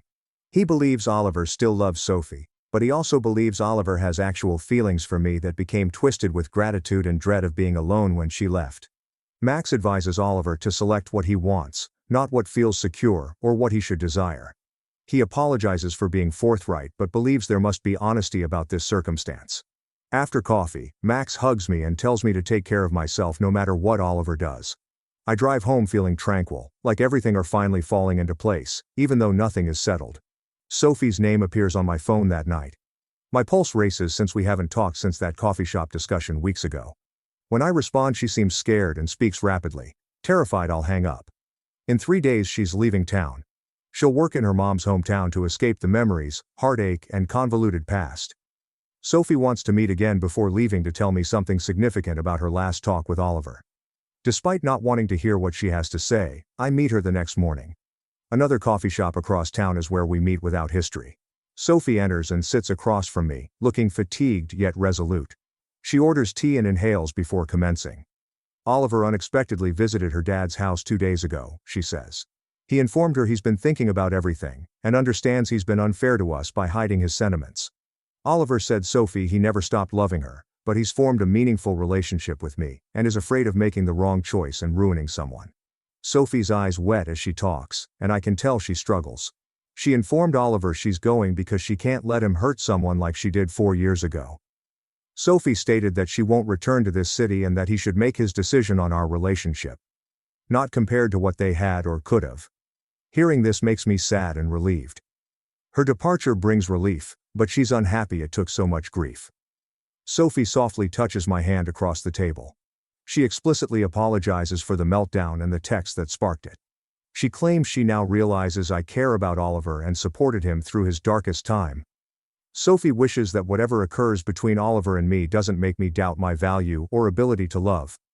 I hear her voice crack and understand she means every word. We rise to go after finishing our drinks. Sophie hugs me tightly and we hold on longer than necessary. As we separate, I know I'll miss our companionship in a simpler time. I watch her walk to her car and drive away, knowing I'll probably never see her again. My body was fatigued from everything, so I stayed home from work for a few days claiming to be sick. I lay on the couch gazing at the walls and contemplating my connection with Oliver in a manner I'd never done before. I replayed events from the last 4 years and noticed patterns I'd missed. Sometimes he'd zone out when we were together, like his mind was elsewhere. How he never communicated his deepest sentiments about anything, simply job or movies. I planned our future and talked about what we wanted, while he merely nodded and didn't contribute. I told myself he needed time to trust again since Sophie hurt him. But being alone in the flat, I thought it may be easier than trauma. Maybe he didn't want to be there for me in the manner I needed him. I opened my phone to text Oliver. I wrote that Sophie was leaving town forever and we needed one last chat about who we were and what we wanted. I sent before overthinking. He said affirmatively, asking when and where, in less than a minute. I invited him to the flat tomorrow afternoon. I put my phone down after he said, okay, and felt strangely relaxed. To relieve my hands, I cleaned the flat the next day. When Oliver knocked, I opened the door and found him looking frightened and fatigued. He entered and surveyed the space like a newcomer. Once we were together, the apartment seemed different, not like our house, more like a place where something happened. We were on opposite ends of the sofa with a large expanse that felt bigger than actual distance. Oliver spoke first, stating he'd been thinking a lot for weeks. He admits to treating me unfairly from the start. He claims he started dating me before recovering from Sophie. He loved me. But he wasn't sure I deserved it. His voice cracked as he stated that last sentence, and I could see he was struggling to confess it. Hearing his honesty made my chest tighten, but I liked it. I told him I'd been thinking too. And I realized something crucial. I stated I should pick myself instead of waiting for him. I told him I deserved someone who knew me from the start and didn't need to lose someone else to appreciate us. I saw Oliver's eyes well up, but he nodded slowly because he knew I was right. After a moment of silence, we started discussing the practical matters we'd been avoiding. Over 4 years, we'd jumbled our apartment contract, shared furnishings, and other details. Oliver offered to leave and find a new apartment so I could stay. I was surprised he was so giving, but sorry we had to split our lives. We decided to spend a few days to finalize everything before contacting the landlord. Emily drove up to assist me package Oliver's last items that weekend. She provided garbage bags, packing tape, and her no-nonsense approach, which I needed. We removed clothing and shoes from his closet, then took his amenities and electric razor from the counter. Emily said she was proud of me for leaving instead of settling for someone who just wanted me half-heartedly. I found Oliver's promise ring at the door when we were cleaning out a bedroom drawer. I lingered over it in the light. I refused to retain it when Emily requested and put it in the box with his other items. My desire for that ring made me believe in a future that was never true. The following Monday, I contacted my insurance company's therapist hotline to make a same-week appointment. I completed mental health history form in a modest downtown office waiting area. The therapist called me back, and I sat on her sofa and explained everything about Oliver and Sophie and how I'd lost a relationship and a friendship in one tangled mess. She listened without interrupting and then asked questions that changed my perspective. She showed me during the following several sessions that I was attempting to win Oliver's love by being flawless and helpful, whereas true love doesn't take ongoing proving. She stated I'd changed myself to fit his needs instead of being myself and seeing whether that was enough. Though difficult because they forced me to examine my tendencies, the sessions were beneficial in unexpected ways. Oliver texted 2 weeks later that he'd found an apartment across town and was ready to relocate. We exchanged keys and separated everything we mingled at my house. He appeared lighter to me, like he was finally confronting reality instead of running from it. He informed me he was seeing a therapist to get through his abandonment issues and relationship inattention. Moving his things into his car required many trips up and down the stairs. He returned the extra key I gave him years earlier after I gave him his apartment key. We lingered in the parking lot, unsure how to say farewell. After thanking everyone, he went in his car. I watched him drive away and walked upstairs to my own flat. After a month I was used to living alone, having the bed to myself, and not having to arrange my schedule. I received a message request from Rachel Turner while browsing social media one afternoon. I accepted it and saw Sophie's younger sister, whom I'd only seen a few times in college. Her reply thanked me for being polite to Sophie in their last discussion before she left town. Sophie was doing well in her new place, building a life for herself, Rachel wrote. Sophie occasionally mentioned how I handled everything with more grace than she deserved. Rachel quickly emailed to ask if I wanted to get lunch after I said I was pleased Sophie was okay. We arranged to meet the next weekend. Rachel looked like Sophie when we met at a casual cafe near my flat, which surprised me. She told me more about Sophie's mom's sickness after we ordered lunch. Sophie said their family fell apart as their dad emotionally shut down, and Sophie carried everything. Rachel stated she was too young to help and has felt guilty about it ever since seeing her sister die for their mom. She described how their dad denied aid and insisted he could manage it when he couldn't. Rachel lowered her voice when she mentioned visiting the house and witnessing how horrible things had gotten. How their mom no longer recognized anyone, and their dad was barely coping. Hearing her changed my perspective on Sophie's decisions. Recognizing her terrible predicament, but not dismissing her decision's agony. Rachel pondered what might have happened if their family had been more honest about needing help. If their dad hadn't insisted on keeping it quiet. Rachel hugged me goodbye after lunch, thanking me again for meeting her. I drove home thinking about how difficult people's lives are, and how you never know what they're carrying. I spent the next week perfecting a large advertising pitch for a new client, staying up late most nights. Helen stopped by the doorway when I was studying slides in the conference room. After looking at me, she stated I seemed lighter. She entered and sat across from me after I inquired what she meant. She said I'd been standing taller and not hunching my shoulders to save room. I missed it, but she was correct.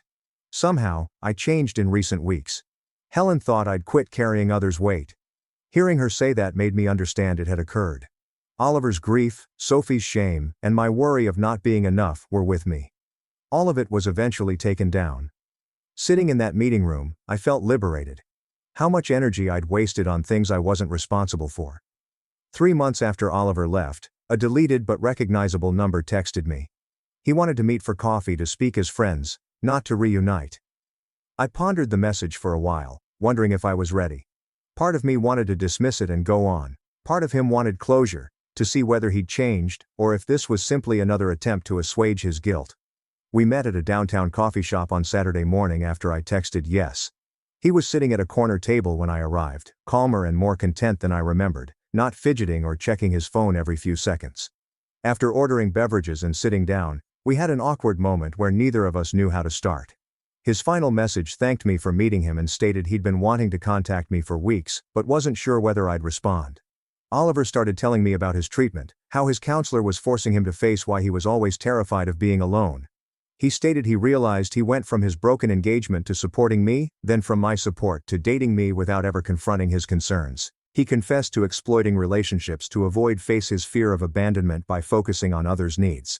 He looked me in the eyes and thanked me for forcing him to face his habits instead of enabling them like everyone else. I was astonished to hear Oliver take responsibility since I expected him to make excuses or blame circumstances. In response to my question, he said he hadn't spoken to Sophie. He claimed he valued her decision to start again, and was attempting to do the same.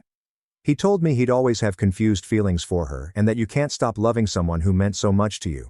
But he started to see that the connection wasn't healthy. His statements surprised me since they showed maturity I didn't anticipate. Oliver moved in his seat and apologized for not being my partner, and for making me his emotional support instead of his equal. He stated he lent on me when he was broken and remained leaning afterward. Not fair to any of us. He wished I'd meet someone who instinctively selects me first, since I deserve that. He spoke what I needed to hear months ago, and my throat tightened. I thanked him for the apology and hoped he'd find peace with himself before dating again, since the next person didn't deserve to be his crutch either. After a moment of quiet, he asked whether I recalled the weekend we traveled to the shore and were trapped in that storm. I grinned at how we were caught in this little hotel and played cards for hours as rain beat on the windows. I discovered that I didn't regret our relationship, even if it ended horribly, as we talked about other nice memories. Oliver taught me what I didn't want in a companion. Even if it hurt, being someone's second choice was valuable. I helped him confront his underlying trauma instead of avoiding it. It was all right for partnerships to serve a purpose, even if they didn't endure forever. 3 months after things broke apart, I went to my coworker's party and met Liam, her husband's coworker. After an hour of aimless chatter in the kitchen, he invited me to supper. I agreed even though I wasn't ready, and we planned for the next week. The evening was relaxed, dinner at an Italian restaurant near my flat and easy chat. I was most surprised by how different it felt to be with someone who asked me questions and listened instead of talking. Liam asked about my family, interests and employment. He was fascinated when I told him about my sister and my art revival. I wasn't ready for anything serious, but it felt nice to recall other guys would want me instead of treating me like a consolation prize. The next weekend, Emily visited, and we spent Saturday morning reorganizing my apartment furnishings and hanging my paintings. She continued saying I was better living alone and more like myself before dating Oliver. I asked her what she meant, and she said I'd been doing things I stopped doing with him, like going to evening concerts, staying up late reading, and taking strange art classes. She said I'd been bending myself to his wants without recognizing it.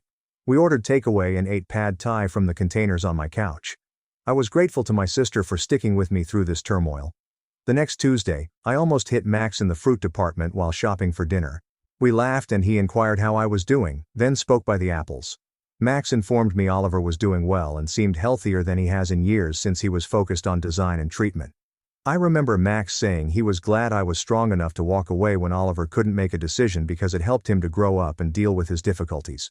He said losing me woke Oliver up from his life of avoiding harsh things. After saying goodbye, I moved my cart toward the checkout, thinking how bizarre it was that my suffering had changed someone else. At my therapy appointment that week, I discussed how I was beginning to accept the complicated truth that my ending may harm me but was the correct option.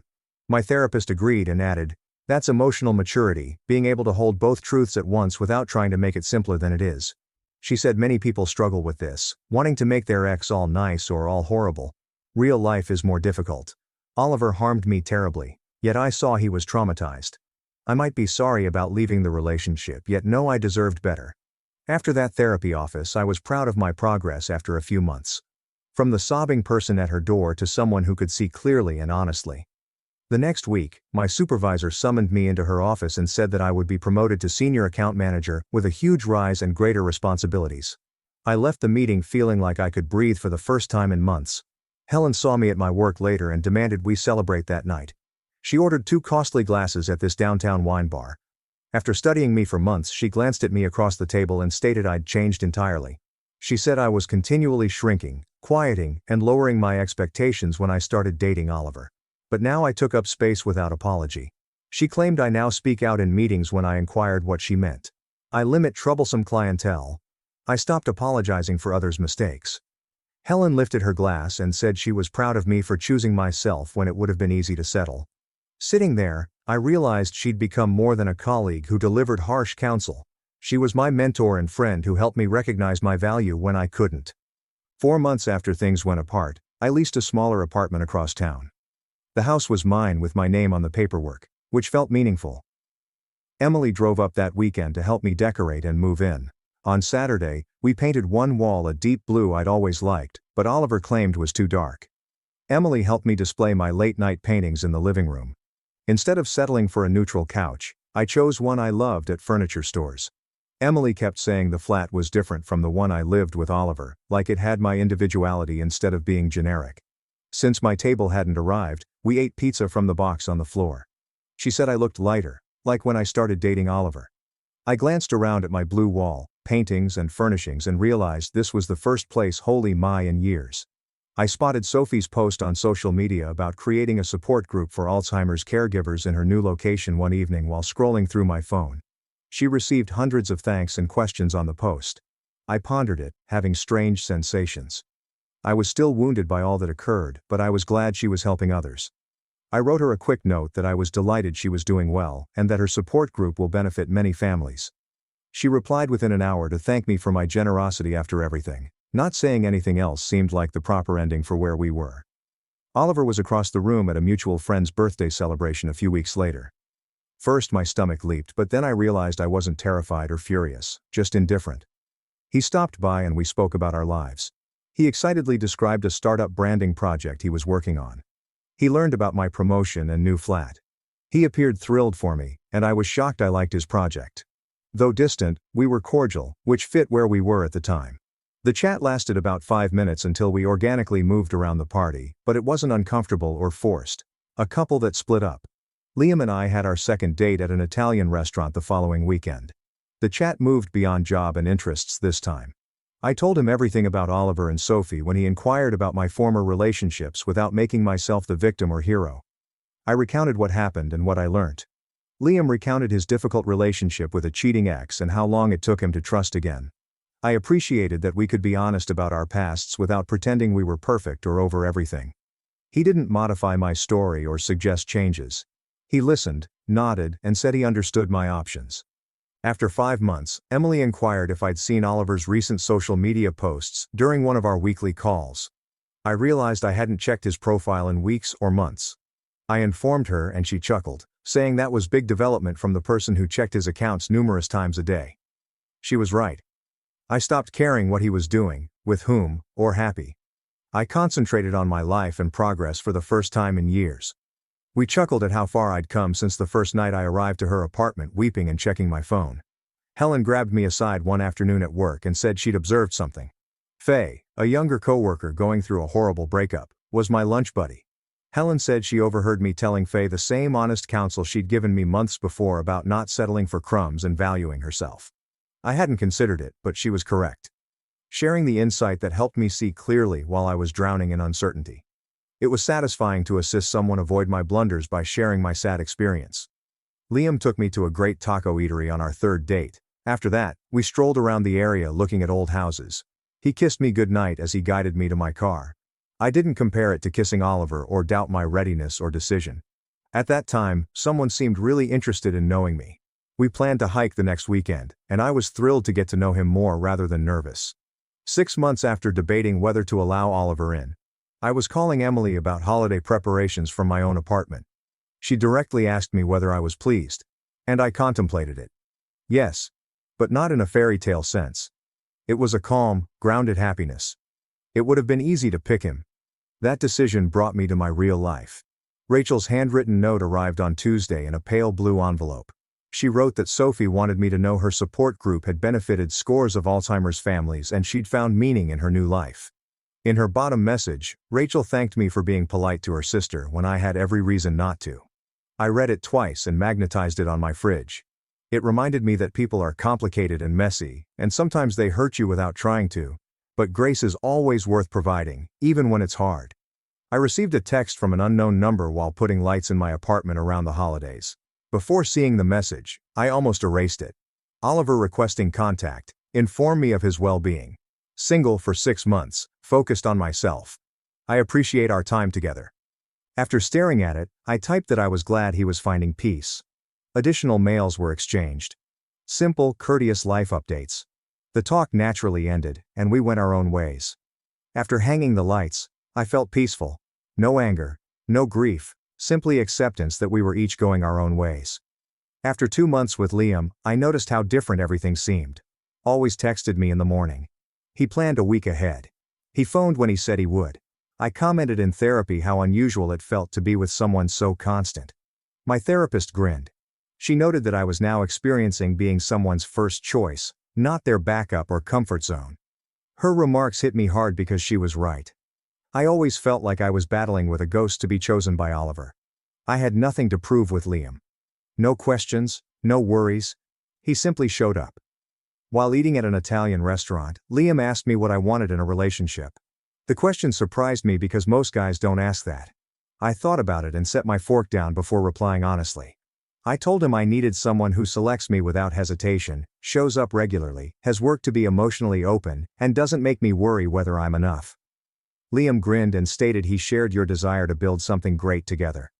I grinned and was cautiously sure we were. 7 months after everything changed, I was enjoying coffee in my apartment on a Saturday morning and admiring my new surroundings. My advancement at work increased my compensation and responsibilities. Bi-weekly treatment kept me grounded. My bond with Helen, who became a mentor, and Rachel, who we had lunch with to chat about her sister and life, grew. Liam, my boyfriend, treated me the way I deserved but never understood. Oliver taught me relationship pitfalls. I learned to choose myself even when it was hard and terrifying by leaving him. Life wasn't perfect and I still had lonely, uneasy days. It was my apartment, options, future. My husband's ex claimed to be pregnant with his child on Thanksgiving. My mother-in-law sided with her. That night, I turned the tables with one savage move. When I married Nathan 3 years ago, I knew Juliana, his ex, dated him in college. I didn't know Linda, his mother, adopted Juliana for 4 years. Linda remembered Juliana and Nathan split 5 years before we met. Juliana's photos were on the mantle alongside family portraits. She remained her doctor's emergency contact Sunday nights, always phoned her. Nathan said it was safe. His mother was terrible at letting go. Linda likened me to Juliana at our first lunch, a taller Juliana. Juliana could make Linda's excellent pot roast. Juliana understood Linda's humor. I kept smiling, thinking she needed time to adjust. Juliana joined us for Sunday dinner 3 months after we started dating Nathan. Unannounced presence by Linda. Juliana hugged Nathan briefly as I clutched my salad. Linda thought everyone should catch up. Juliana discussed Nathan, inside jokes and excursions during supper. Linda shined like her favorite movie. This became common. Juliana was peculiar on holidays, birthdays, and odd Sundays. She advised me to relax in the living room while she prepared Linda. She took Linda's table seat. With a key, she knew where everything was in the house. Nathan felt uneasy but kept quiet from his mother. Linda ignored feeble protests. After we were engaged, I expected it to stop. Linda and Juliana unofficially co-hosted our engagement celebration. Juliana was thrilled Nathan met someone, even though no one knew him like she did. Actually, Linda filmed it. At our wedding, Linda tried to seat Juliana at the family table. Nathan stopped me from leaving my reception. Juliana, Linda's +1, donned a crimson outfit Linda helped her pick and cried during our vows, as heard on camera. Thanksgiving was last month. I created everything from scratch for 2 days. Juliana wore Linda's Chef Juliana apron she created years earlier. Linda suggested using Juliana's excellent stuffing instead of mine. She stored my dish in the garage fridge for leftovers. Weeping in the bathroom, Nathan said I exaggerated and it was stuffing. Then I stopped being polite. Linda began her Juliana story during dinner. How Juliana marketed well. Juliana bought a nearby home. After failing to find a mate, Juliana pondered freezing her eggs. Pointing at Nathan. Juliana then announced a trip to Italy, which she and Nathan never took. Nathan could finally do it as friends, she said. Linda instantly proposed a family trip. Then I stood. I commended Linda for confessing she'd never consider me family. After 3 years of marriage, I still kept my son from Juliana. I told Juliana it was unfortunate that she was still pretending to belong with her ex's family and that she find her boyfriend's mother. Juliana cried. Linda raged at disrespect. I proceeded and informed Linda she could keep preferring Juliana, but she'd be choosing her over her grandchildren as I was pregnant at 12 weeks and Linda would never meet this kid if Juliana was more important than her son's wife. Nathan stood and announced our departure. Linda yelled, "We must stay." It was Thanksgiving. Nathan said Thanksgiving was about family, but no one in this house considered me family. We left. That night, Linda called Nathan 43 times. Juliana texted him saying I ruined everything and their friendship was special. Nathan banned Juliana's number and offered his mother one choice: Juliana, or we leave. No compromise. Linda chose Juliana. That was 3 weeks ago. Nathan's dad called yesterday. He suggested a family reunion as Juliana is pregnant with Nathan's kid. My hand shakes so badly after hanging up the phone I almost drop it. Nathan is standing with his back against the counter in our kitchen, looking white like someone drained his blood. Without speaking, he shakes his head and makes a peculiar throat noise. He deceived me?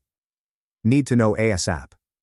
I want to know whether my husband slept with his ex and got her pregnant while I'm pregnant. Harsh words are said. Nathan stutters when speaking fast. He says he hasn't touched Juliana in 5 years since they split up before we met.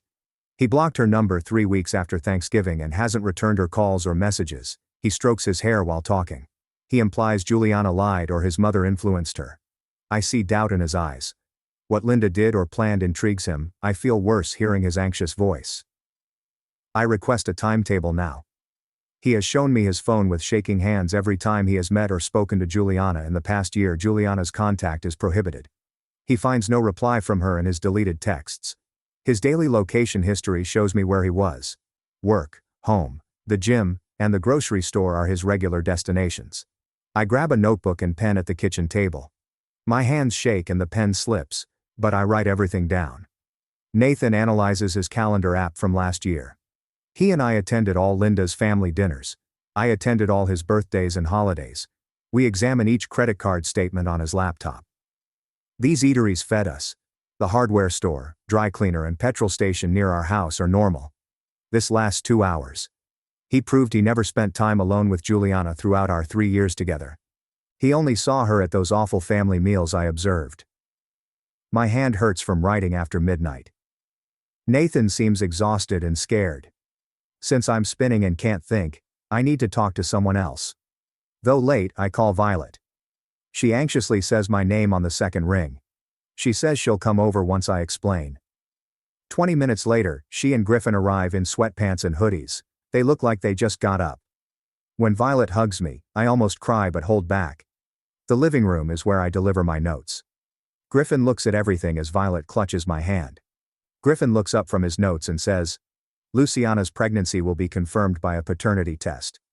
His calm, reasonable speech appears straightforward. He adds, "We shouldn't decide or fight until we know the facts." Violet squeezes my hand. I understand his argument, but I can't wait while irritated and afraid. I'm pregnant and don't know whether my husband lied. Linda and Juliana may share or conceal information. Want to vomit. Nathan calls his dad but receives voicemail. Then Linda calls. Nathan's phone shows her name and photo on the coffee table. Rings. He ignores it. Instantly stops and resumes. Repeats 17 times.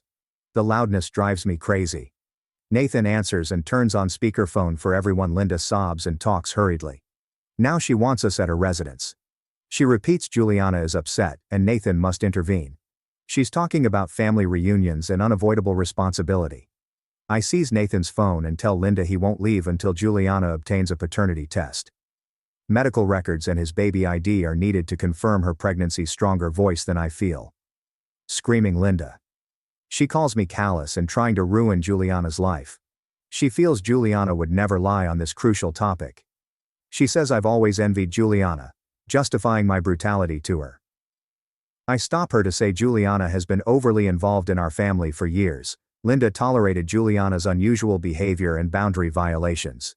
Excuse me for not believing everyone. Linda screams so loudly the phone crackles. Nathan gets the phone. His voice is quieter. He tells his mother he won't talk until Juliana shows she's pregnant and takes a paternity test. We can't negotiate his demands. Nathan disconnects after demanding.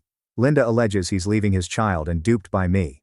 The room's sudden calm seems heavy. Griffin and Violet watch, face down on the table. What happens next is uncertain, but nothing will be the same. That night, I puke 3 times in the bathroom. Stress and pregnancy hormones damage my stomach. Nathan sits alongside me on the floor with his back to the wall. He apologizes often. He claims he did nothing wrong, but his anxious voice suggests he knows I won't believe him. I recline on the tub after towel drying my mouth. Whole body shakes. My spouse's claims of getting another woman pregnant are indiscernible. After 3 years of marriage, I want to vomit again. I reject his hand. I must contemplate, even if it makes things worse. The restroom is our hangout till 3 a.m. We can't sleep. I picture Linda's face, Juliana with Nathan, or my child growing up in a broken household every time I close my eyes. I call my sister Coraline the next morning after Nathan showers. She lives 2 states away, but we talk weekly. I hardly speak before crying when she answers on the second ring. Juliana's pregnancy allegation, Linda's family meeting request, and Nathan's alleged adultery are discussed. Coraline bounds ahead. Already booking a flight for this afternoon, she says. She said she needed family support and won't trust Nathan's account unless she verifies it. She suggests delaying significant decisions until she comes. Hearing her talk makes me feel less alone but more afraid. If my clever sister doesn't trust Nathan, maybe I'm right. I pick Coraline up from the airport that afternoon. She hugs me in arrivals, and I nearly weep again. She seems like she left work with jeans and a blazer. On the walk home, she doubts Nathan's actions and chronology. She wants specific dates and encounters. I recount everything while she takes phone notes. Nathan looks tired at the kitchen table when we get home. Coraline questions him as a witness. Paralegal abilities help her to spot lies and contradictions. She wants his location from previous months. She requests his work schedule, business trips and absences. Nathan answers all queries undefended. In my throat, my heart races. Nathan looks at me with his phone. Showing her his phone calendar. Provides credit card statement printing. Coraline records everything. I watch this inquiry in my kitchen from the table. I feel bad for Nathan, but I'm delighted a lawyer is helping me discover the truth. Coraline questions his friendship with Juliana and their previous meeting. Nathan claims it was always with me at his mother's. Coraline sees his blacklisted number and unanswered texts.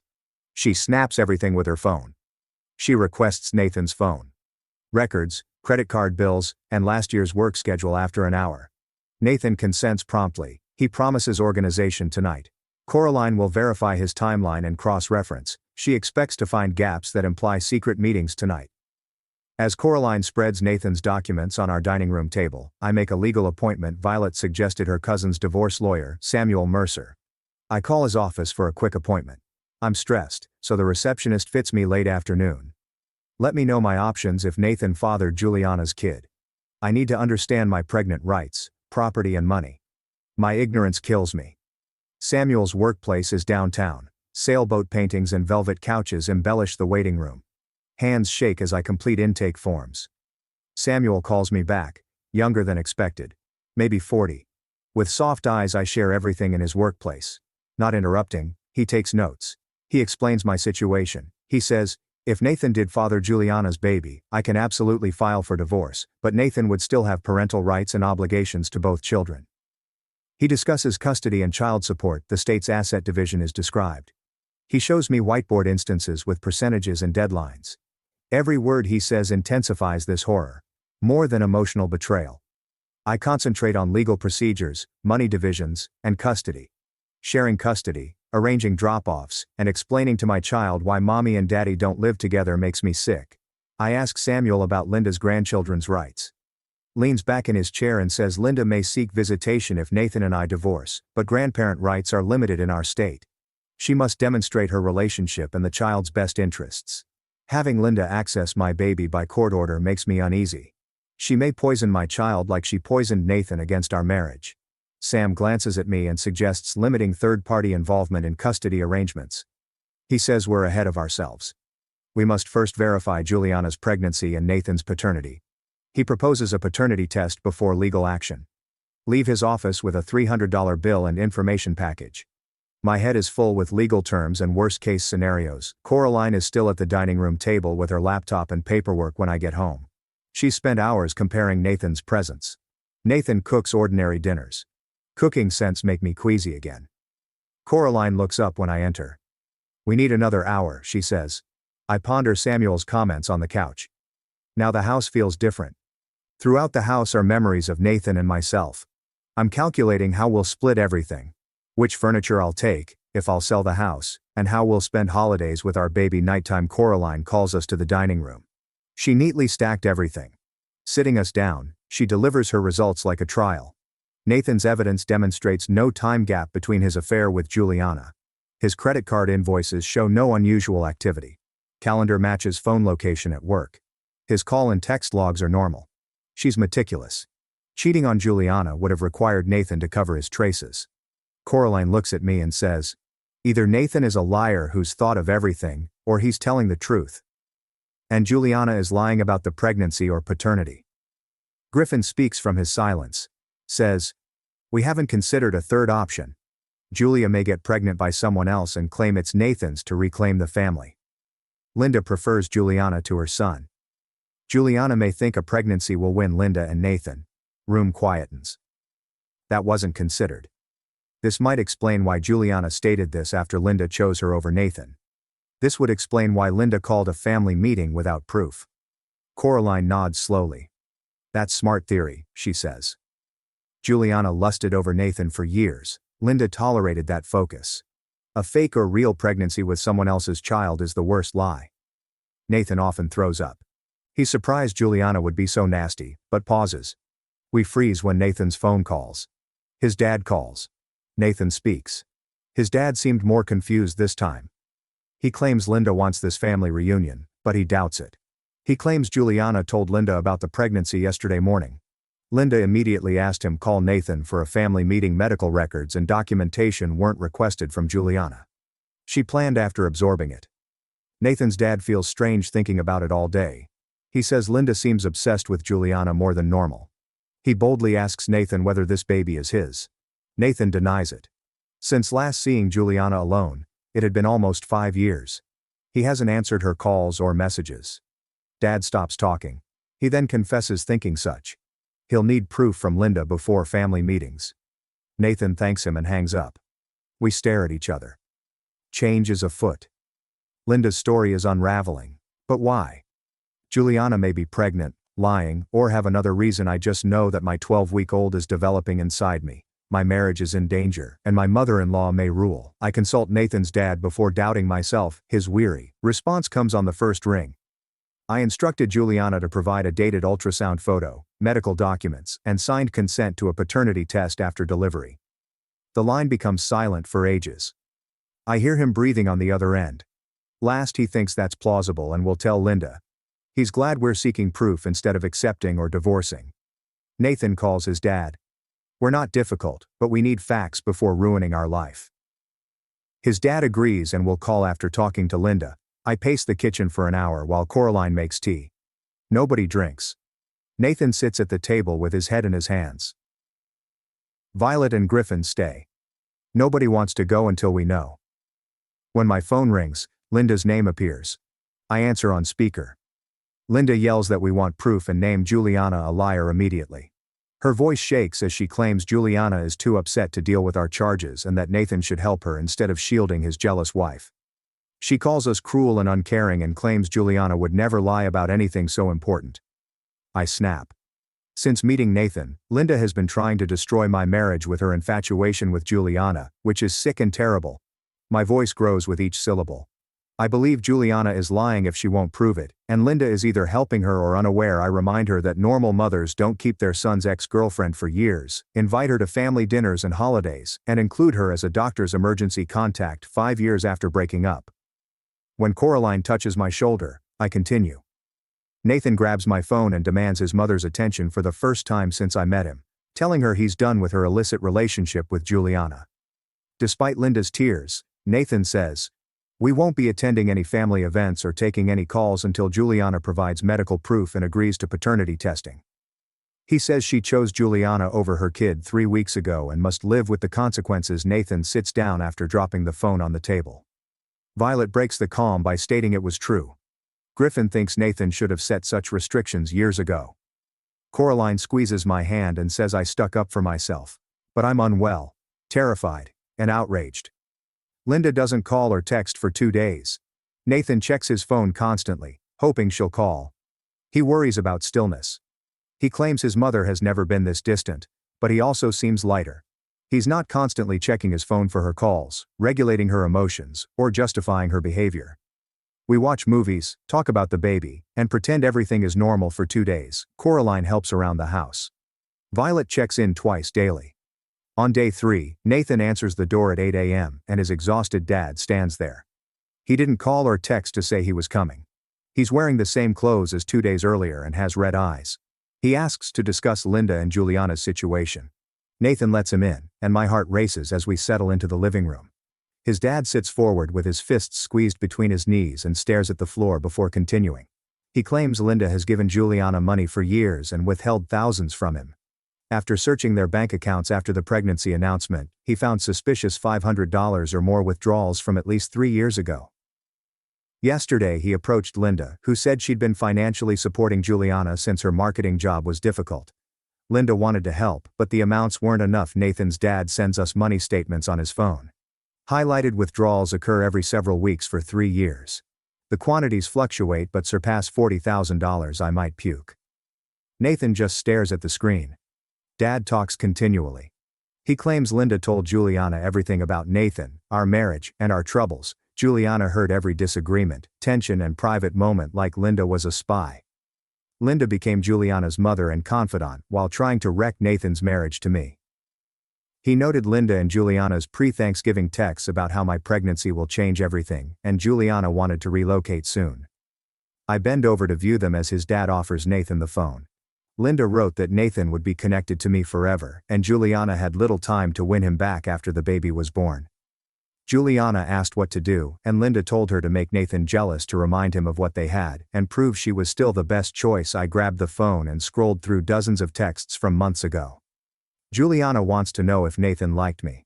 Linda says he's worried and confined. Juliana suggests she contact him. Linda encourages her. The messages worsen as I read.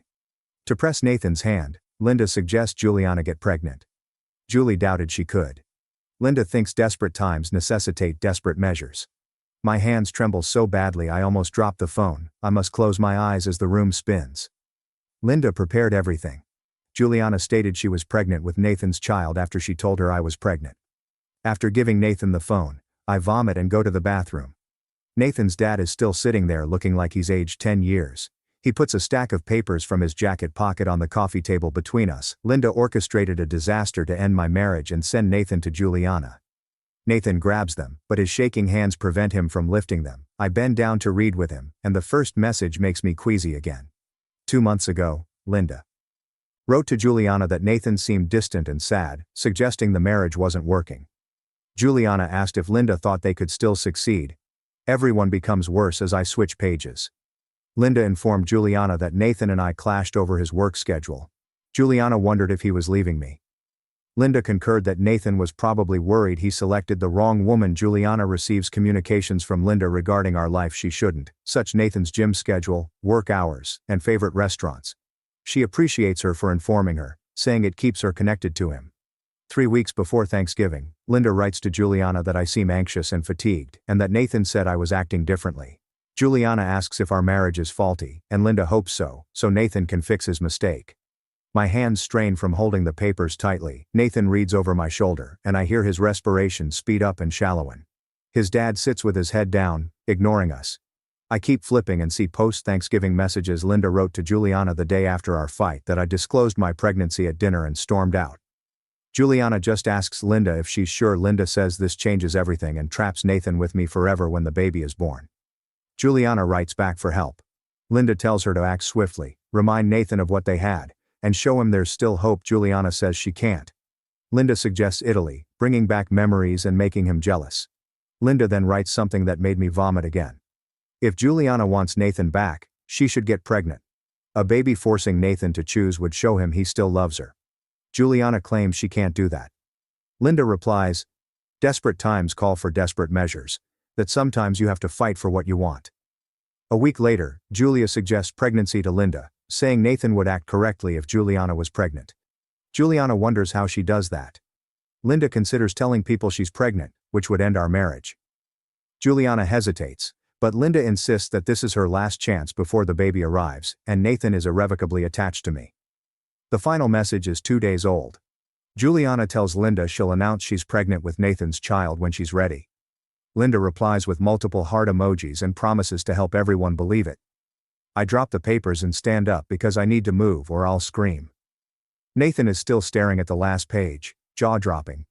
His dad looks up, his eyes crimson from crying. He says he approached Linda last night after seeing these messages. She broke down and said she just wants Juliana to be pleased that she treated her like a daughter. Nathan's father warned her that her fixation with Juliana had damaged their relationship and he may divorce if she doesn't get therapy. Nathan sounds breathless. His dad keeps talking, saying he should have noticed Linda's toxic attachment to Juliana and reinforced it by letting her retain her long after the breakup. His apologies to us both. As a parent and spouse, he failed by not protecting Nathan from manipulation. I sit down because my legs won't support me. Nathan reads the articles again, hoping for a different result. His dad shows us more unprinted messages on his phone. Juliana hears Linda say Nathan married the wrong woman. Juliana always thought Nathan escaped. Linda told Juliana that they were meant to be together when she came to Sunday supper years ago.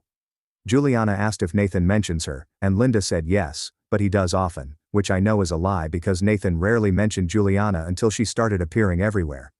Linda also informs Juliana about Nathan's promotion last year. When congratulating Nathan, Linda claims Juliana knows him better than I do. She complains to Juliana about our wedding preparations, stating I didn't want her involved. Juliana sympathizes and thinks Linda's closeness to Nathan may frighten me. Linda admits she tried to be welcoming but was rejected from the start. These messages make me laugh because Linda made my life horrible and now she's telling Juliana I was the problem. Nathan asks why his dad called us about Juliana's pregnancy if he wasn't sure. His dad says Linda was right there guiding him on what to say. He didn't expect his wife to be so deceptive, but his guilt has haunted him since he made the call. He saw this in their bank accounts and her phone. He came over today to tell us the truth before advancing.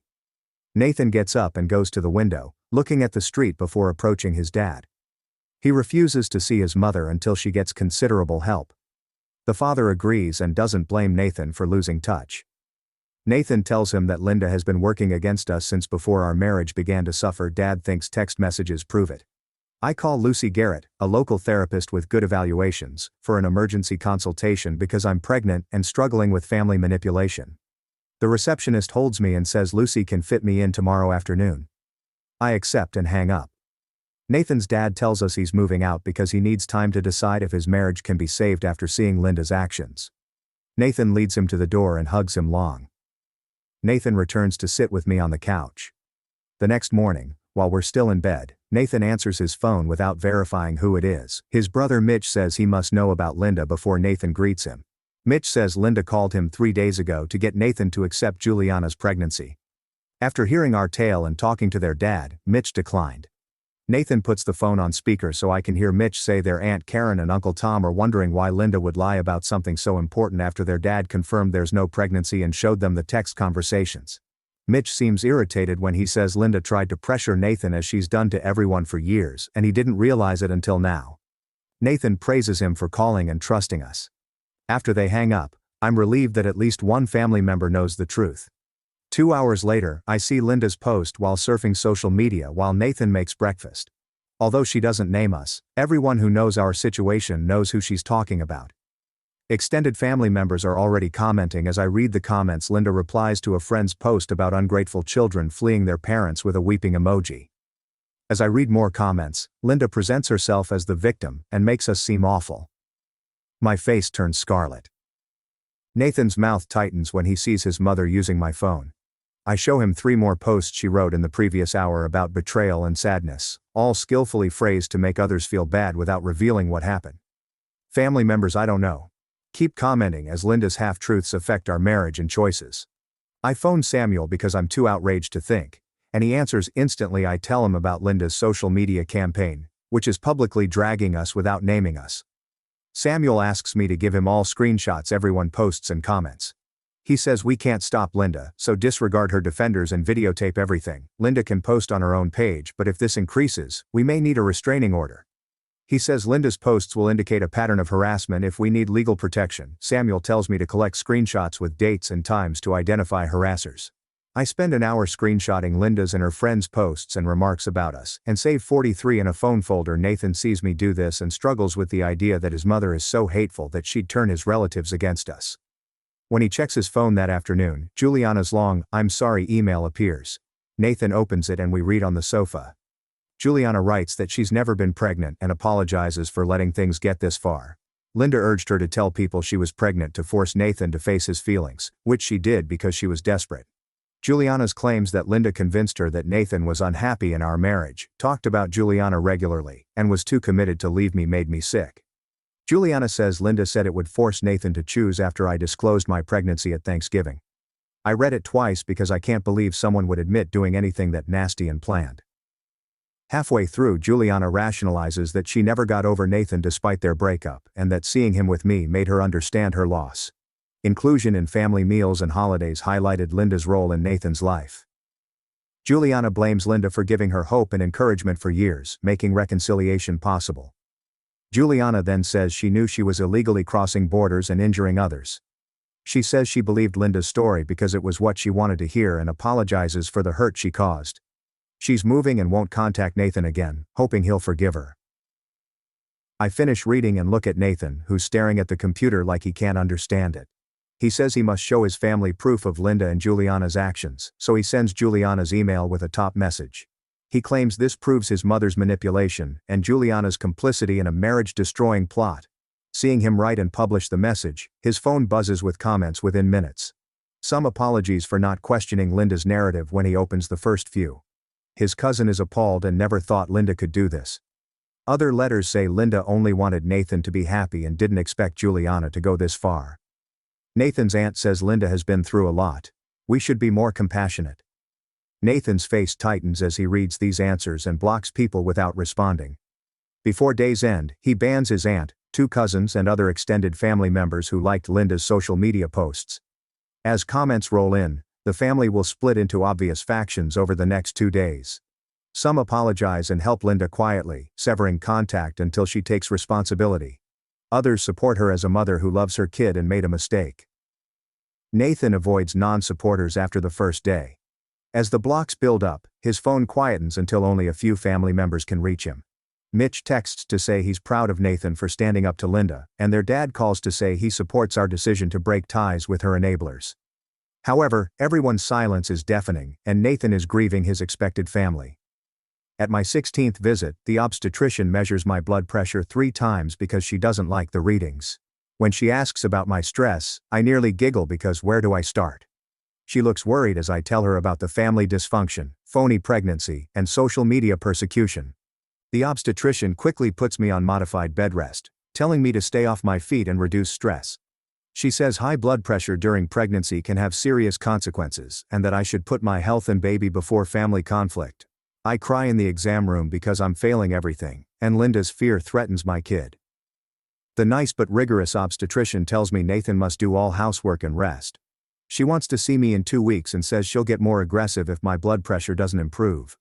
Nathan takes a week off work after the appointment by calling his employer and explaining the situation. I see him become a new person who takes charge and does things without being asked. He cooks, cleans, does laundry, and won't let me do much more than lounge on the sofa. He immediately refuses family calls and blocks them if they keep trying. He helps me use the toilet, gives me beverages and snacks, and relaxes with me. I view him like this when he's not between me and Linda. He's chosen me and our kids solely. At night he rubs my feet and talks of our girl, our future, and life without his mother's chaos. Violet visits daily to keep me company in bed and sits with me on the couch with magazines and food to help me understand. Linda's manipulation, Juliana's revelation, the family members who took sides, and how close I came to divorce over someone else's preoccupation are discussed. Violet says this is bad, but it shows Linda's reality that I can't ignore. I spent 3 years trying to get Linda's approval and acceptance, but she never meant to offer me either since she was always attempting to get Nathan back with Juliana. Violet shows me that Linda's behavior wasn't about my work or kindness, but about her unhealthy attachment to a prior romance. We talk limitations and my life without Linda. Violet tells me I'm establishing my own family with loving and respectful people. I appreciate her steady presence, someone who sees the issue clearly and doesn't justify anyone's actions. Nathan's dad calls a week into my bed rest to say he divorced Linda that morning and moved into a modest apartment across town and served her papers at home. He sounds exhausted but firm as he says he's done helping her, and that witnessing her wreck Nathan's marriage was the last thing he could accept. He wants to reconcile with Nathan, but he understands if we need time to process. They discuss logistics and future actions for a few minutes after Nathan thanks him. Nathan sits quietly after hanging up, saying his dad should have done this years ago, but he's glad it's finally happening. 2 hours later, Linda calls Nathan, crying so hard I can't hear her, pleading with him to explain to his father that she didn't mean to involve Juliana. Nathan calmly tells her that she damaged her marriage by preferring Juliana over her family for years. He wants her to get professional therapy because she almost wrecked his marriage, but he's done supporting her while she doesn't take responsibility. Linda shouts that I turned him against her and that he would never have left his mother before meeting me. The next morning, Juliana's lawyer sends us a certified letter threatening to sue us for defamation over Nathan's email to the family revealing the phony pregnancy. Sharing confidential information harmed Juliana's reputation and caused her mental suffering, the letter states. Samuel quickly reads the letter and says he'll handle it and we should give him the email thread. That day, Samuel answers to Juliana's email to Nathan, showing her written acknowledgement of the fake pregnancy. His letter proposes suing Juliana for emotional anguish, harassment and medical expenses related to my pregnancy issues caused by her manipulation, using my high blood pressure diagnosis and bed rest requirements as proof. 3 days later, Samuel calls to say Juliana's lawyer dropped the defamation threat after reviewing our proof. A week later, Mitch writes Nathan saying family members informed him Juliana moved out of state because she was too stressed by the implications, and Linda's help wasn't worth the public shame. Mitch says some family members feel sorry for Juliana but most think she caused it by accepting Linda's manipulation. Nathan sends me the text, and we're relieved she's gone. My next therapy appointment with Lucy addresses my anger at Nathan for years of passive enabling. I tell Lucy his mother taught him to question himself and put her feelings first, but I'm upset he made me suffer before stepping up. She recommended Nathan join me for Q's therapy sessions to go through this professionally. Nathan agreed immediately when I asked that evening. In our first joint session, Lucy asks Nathan to recount his mother's manipulation throughout the years. He struggles at first, but shows how Linda taught him to mistrust his own feelings and views from infancy, telling him his memories were inaccurate, his emotions overreacted, and his limits selfish. As an adult, he questioned himself whenever someone confronted him, especially his mother, which Lucy calls emotional assault and gaslighting. Nathan breaks down throughout the session and admits he failed me by not protecting me from his mother sooner. I hold his hand as Lucy helps us cope. Over the next 3 weeks, Lucy helps Nathan write a letter to his mother defining potential connection limitations. He offers monitored contact if she completes 6 months of certified professional therapy. Nathan reads me multiple versions and we refine the language until it's right. He sends Linda's letter with delivery confirmation to ensure delivery. Linda responds 10 days later with 3 pages of vicious charges. She's upset at me for turning Nathan against her and lying about her relationship with Juliana, but she says I should be glad she tolerates me as Nathan's wife and that she'll never apologize for loving Juliana like her daughter. The letter says Nathan is betraying his family by choosing me over his mother, and hopes he realizes his mistake soon. Nathan reads it to me, sighs, and puts it in a folder with our other documents, marking it properly in case we need a restraining order. The obstetrician checks my blood pressure during my 20-week checkup and smiles when it's normal. After a terrible first half of pregnancy, she says the baby is healthy and developing on time. She tells me to stop bed resting and resume normal activities, but to avoid stress and take breaks when needed. I cried happy tears in the exam room, fearing the tension had irreparably damaged something. The first Sunday dinner with Nathan's parents is difficult because we're all adjusting to each other without Linda. He apologizes for not confronting Linda sooner and gives the baby a plush elephant. In the weeks that follow, we gently form a friendship with him without Linda's influence. Nathan's dad gives baby gifts and asks insightful questions about our parenting goals weekly. Violet and Griffin arrive early to decorate our backyard. Coraline arrives over the weekend with a massive baby supply gift basket. Nathan's dad and Mitch are excited to find out if it's a boy or girl. We chose the powder cannon surprise because it was easy and fun. Nathan and I stand in the yard center while everyone counts down. When we pull the rope simultaneously, pink powder erupts. Nathan cries delighted tears and hugs me. His dad holds him, promising him he'll be a good parent. Mitch pats Nathan on the back and laughs about needing to learn hair and tea parties. Violet hugs me and murmurs that this baby girl will be cherished and protected. We celebrate the rest of the afternoon with those who cared about our family, not Linda's dysfunction. I'm thankful we survived Linda's attempts to harm us as I see Nathan giggle with his dad and brother over his daughter. Samuel leads us through emergency contact and medical directive forms at his office. Nathan changes Linda's name with Violet and his dad on all documents. Samuel reads Nathan's early career will. Nathan reviles the writing, but Samuel adds fresh text that bars Linda from custody or guardianship and seals it with legal jargon. I don't understand but believe Nathan finds everything and removes his mother from our legal life without hesitation.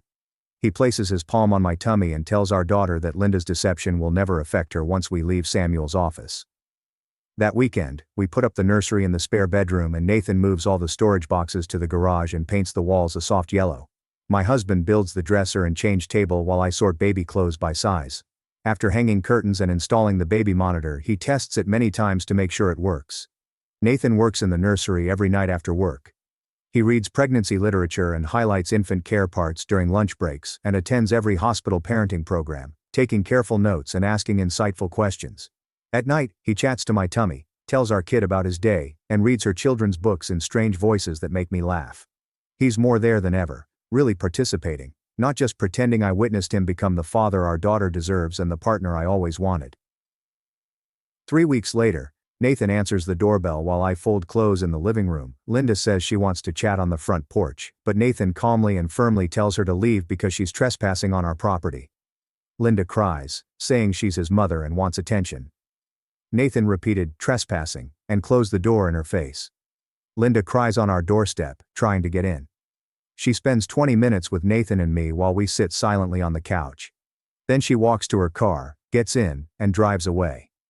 Nathan calls Samuel to explain. Samuel says, "This harassment warrants a restraining order." The following morning we file paperwork at the courtroom with Linda's communications, the scary letter, and her surprise presents. The court reviews everything and grants a TRO the same day, requiring Linda to stay 500 feet away from us at our residence. We bring the signed order home and breathe normally for the first time in months. Legal protection assures me Linda can't just show up. 2 weeks later, Nathan's dad calls to discuss. He arrives exhausted and drinks coffee at our kitchen table. Our strength was insufficient. He says Linda started therapy after the restraining order. Her therapist wants her to set limits and accept responsibility, but Nathan's dad says Linda spends most of her therapy sessions criticizing others. She claims I turned Nathan against her and blames Nathan for marrying over his mother. She denies that her activities prompted Nathan's dad to disapprove of her relationship with Juliana. Dad says he's done waiting for Linda to change and moved into his apartment last week after divorcing Linda. As I fold more baby clothes in the nursery at 30 weeks pregnant, I feel something. Nathan is forgiven for his role in this disaster. Months of constant action have shown he chose me and our daughter. He became my companion I always needed. Despite difficulties, he maintained limits with his mother. I'm not denying the past hurt or forgetting how long it took him to confront Linda, but I can see how much he's tried to improve and establish our dream life. Nathan cries while holding me when I forgive him that night. A few days later, we debate baby names and Nathan suggests family names. After thinking about it, I tell Nathan I want to name our baby Rose, my grandmother, who was the nicest, strongest woman I know. Nathan grins and says, "Rose is great. Though little, it matters." Creating family customs without Linda's influence and expectations, declaring freedom from Nathan's childhood dysfunction. Mitch calls a week later to propose a baby shower, saying he wants to do something special for us after our trauma. Violet and Griffin help set up early, and Coraline flies in. The shower is smaller than planned, but it's full of lovely people who respect our limits. Nathan's dad delivers thoughtful gifts and tells baby stories. Mitch makes a ridiculous diaper cake taller than me with pink balloons. Everyone celebrates our honest, healthy family and the baby's survival. Nathan's dad asked to be in the delivery room at 34 weeks when our daughter is born. We let him wait. But only Nathan will be with me. We're building trust with him, but I must guard my most vulnerable times. He knows and appreciates being included.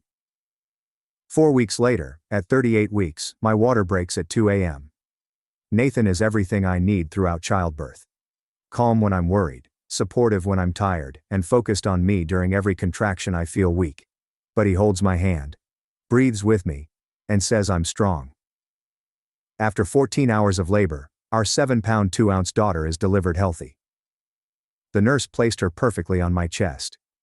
Nathan holds her for the first time, trembling as he caresses her small fingers and cries. He beams as he praises me for this gift and this chance to be his dream father. An hour later, Nathan's dad enters the hospital carrying a pink teddy bear. Since he's always been kind, I go along with his request to enter my bed. Seeing our daughter in Nathan's arms makes him cry. I trust him because his actions have matched his promises for months. Nathan tenderly passes her to him, and his dad holds her like glass. He murmurs into her little palm that he'll prevent her from manipulation like he failed Nathan and offer her a wholesome family upbringing. Our kid is okay after 3 months. She's sleeping better, developing quickly, and Nathan is the father I always wanted. Our marriage is stronger than before the storm. Mitch checks in every 2 weeks and reports Linda is still in therapy, but hasn't changed much. She periodically mentions Juliana and blames me for everything. One night while watching our daughter sleep, Nathan says he's glad this issue happened before she was born. He promises she'll grow up in a family without manipulation and with real limits. I know he's right. We turned a terrible situation into better parents and partners. My father told me to step aside when he favored his favorite son. He said, "Walk away if you don't like it." I did.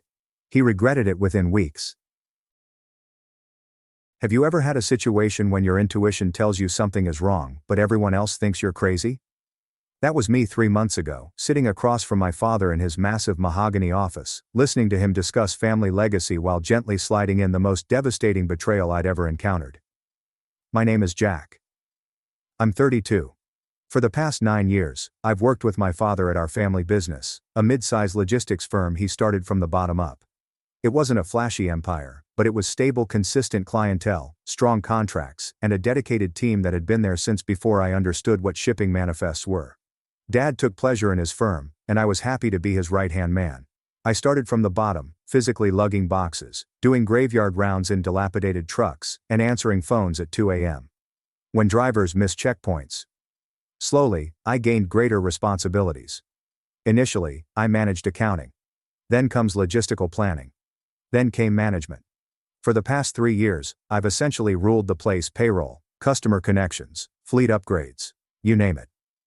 Dad became increasingly absent. Even then, he let me do the talking. During meetings, he'd nod and smile, as if he were seeing the realization of his legacy. I assumed I was the next in line.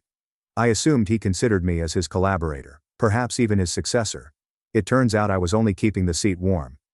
The first red flag appeared on a Monday morning, folded neatly within, with an innocuous request. Dad instructed me to come in early before the squad arrived. Nothing out of the usual.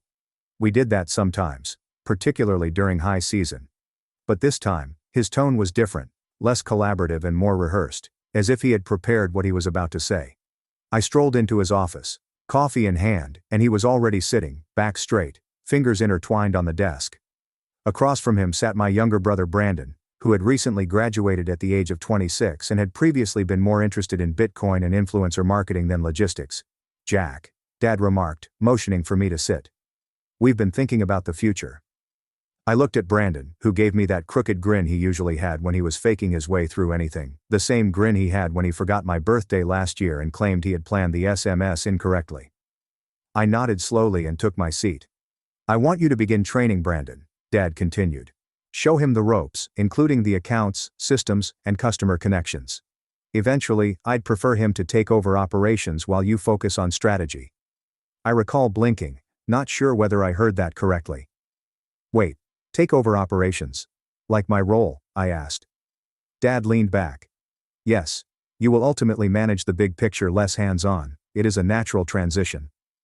Brandon, still smirking, joined in. "Don't worry, brother. I will not screw it up. Only a little refresher is required. I should have said something right away. Should have laid everything out. But I did not." I nodded. I grinned. I played the good son. Then I left that office with my stomach in knots. I spent the following few days trying to make sense of it. Perhaps I misunderstood. Maybe Dad didn't intend it the way it sounded, but the more I tried to justify it, the clearer it became. This was not a joint plan. It was a demotion. Brandon was given my function without asking, and I was forced into some nebulous strategy position, whatever that meant.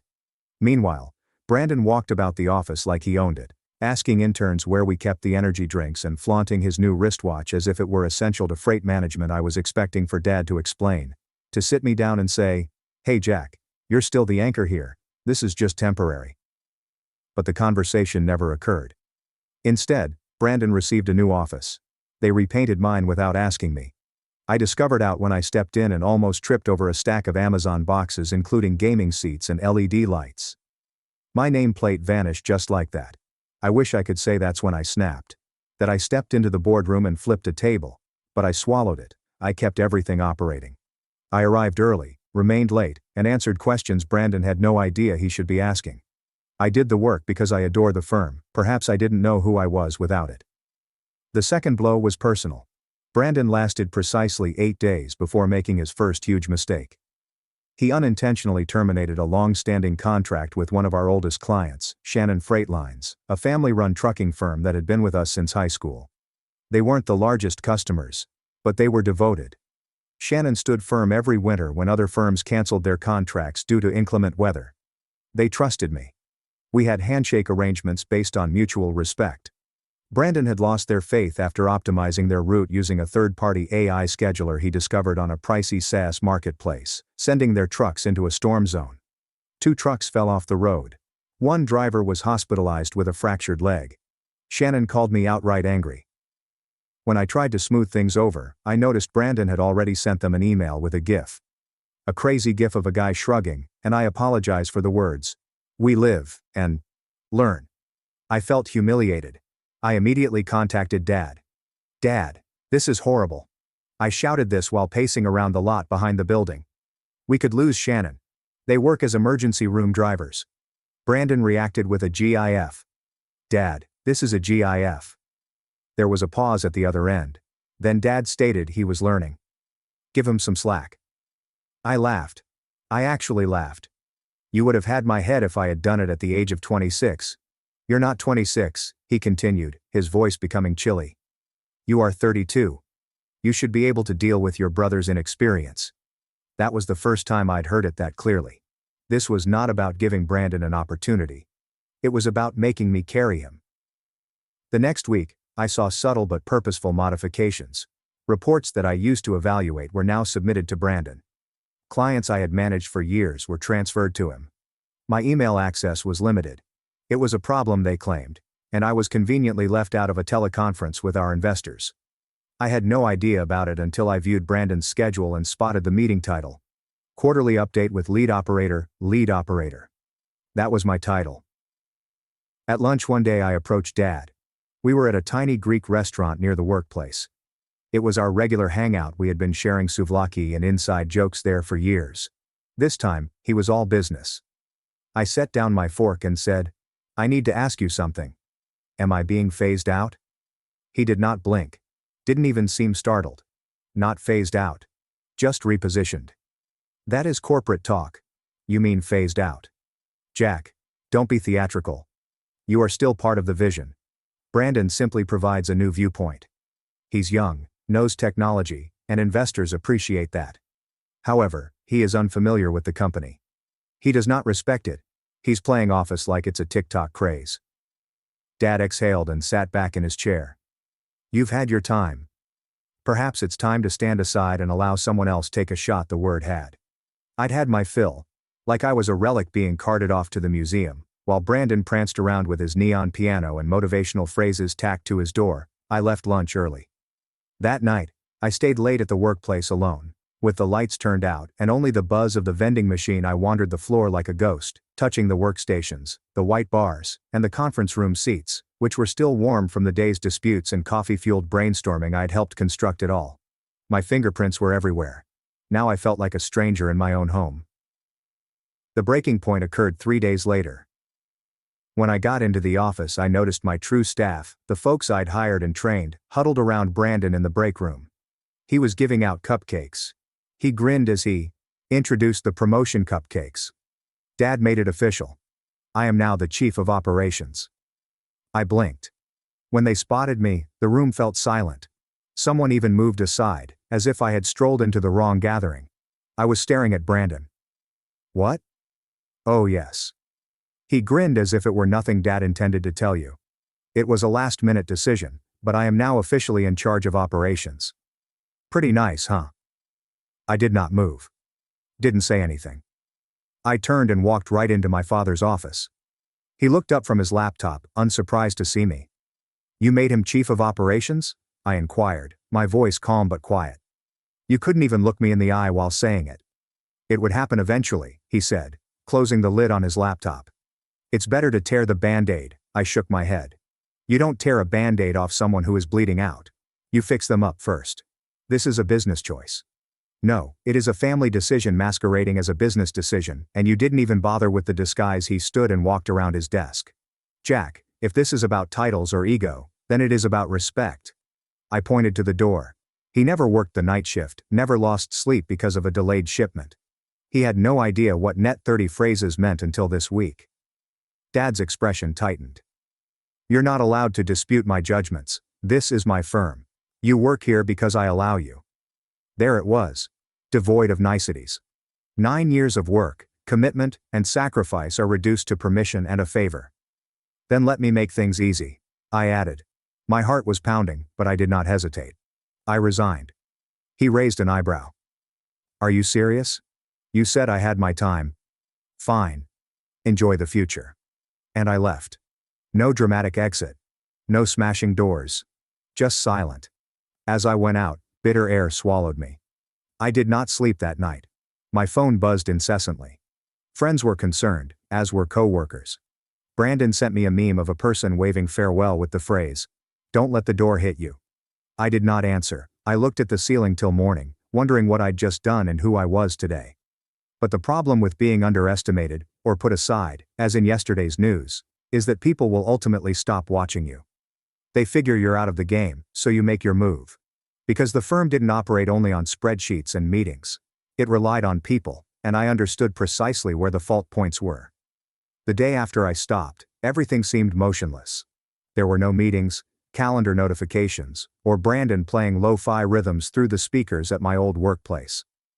I sat at my kitchen table, wearing a hoodie, gazing at a cold cup of coffee and an untouched breakfast sandwich that I couldn't remember cooking.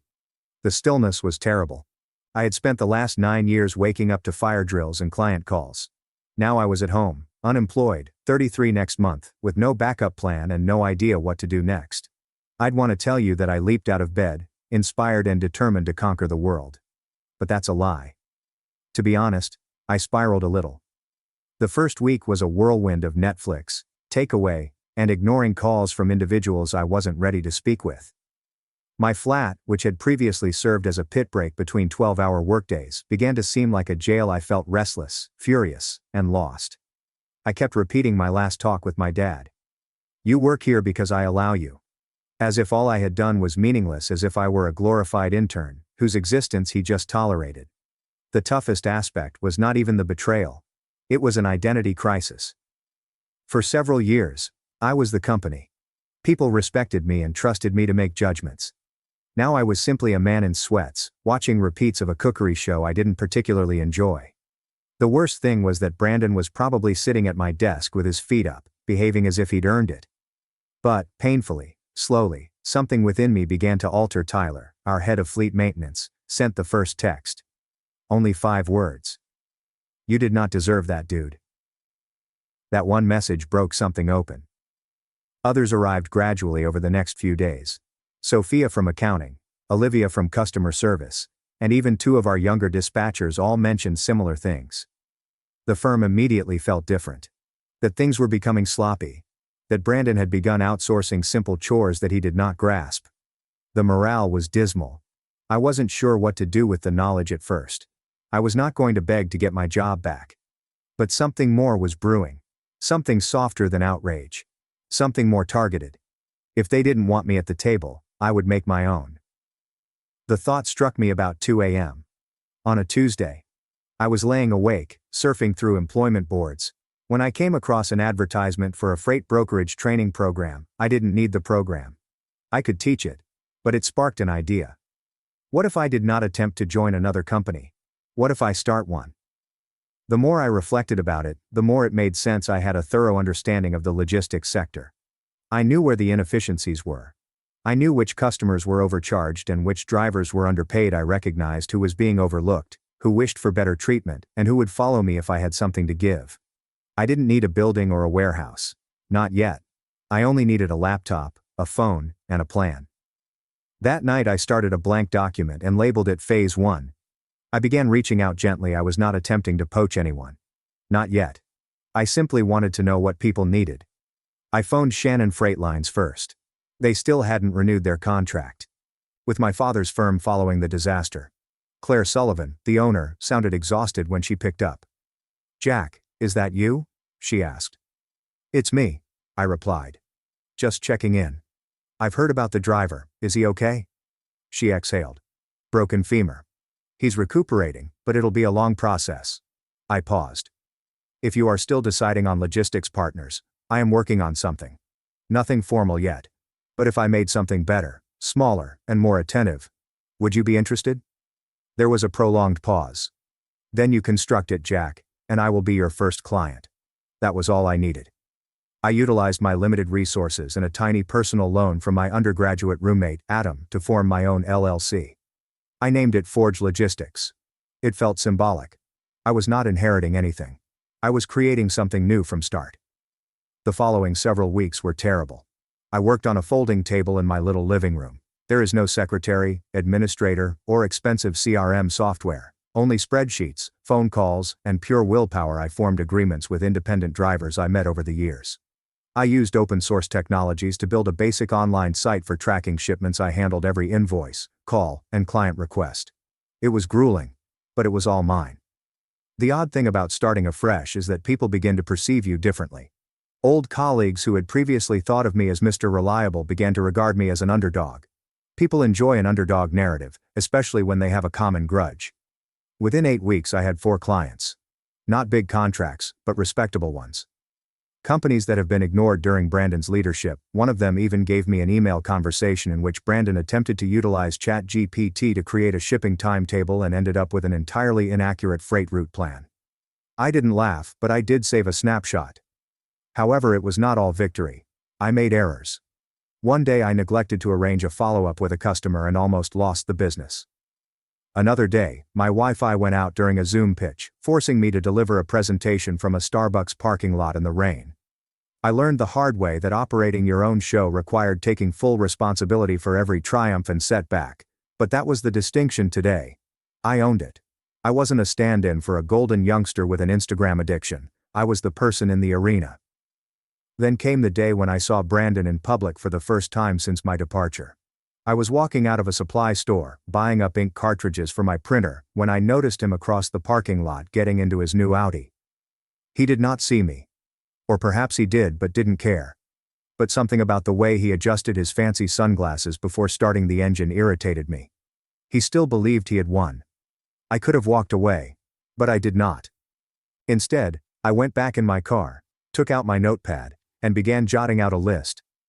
Not of people, but of systems, flaws, vendors that my father's firm had mistreated, clients who had fled, and drivers who had been burnt. I wasn't about to sabotage them. That was not the idea. The aim was to outwork and outlast them. Because while Brandon was busy refining his LinkedIn page and flaunting it at business expos, I was in the trenches. I was reconstructing from the ground up. And every contract I signed, every email I wrote, and every mile driven by one of my partner drivers moved me closer to what? To a day I hadn't allowed myself to envision yet.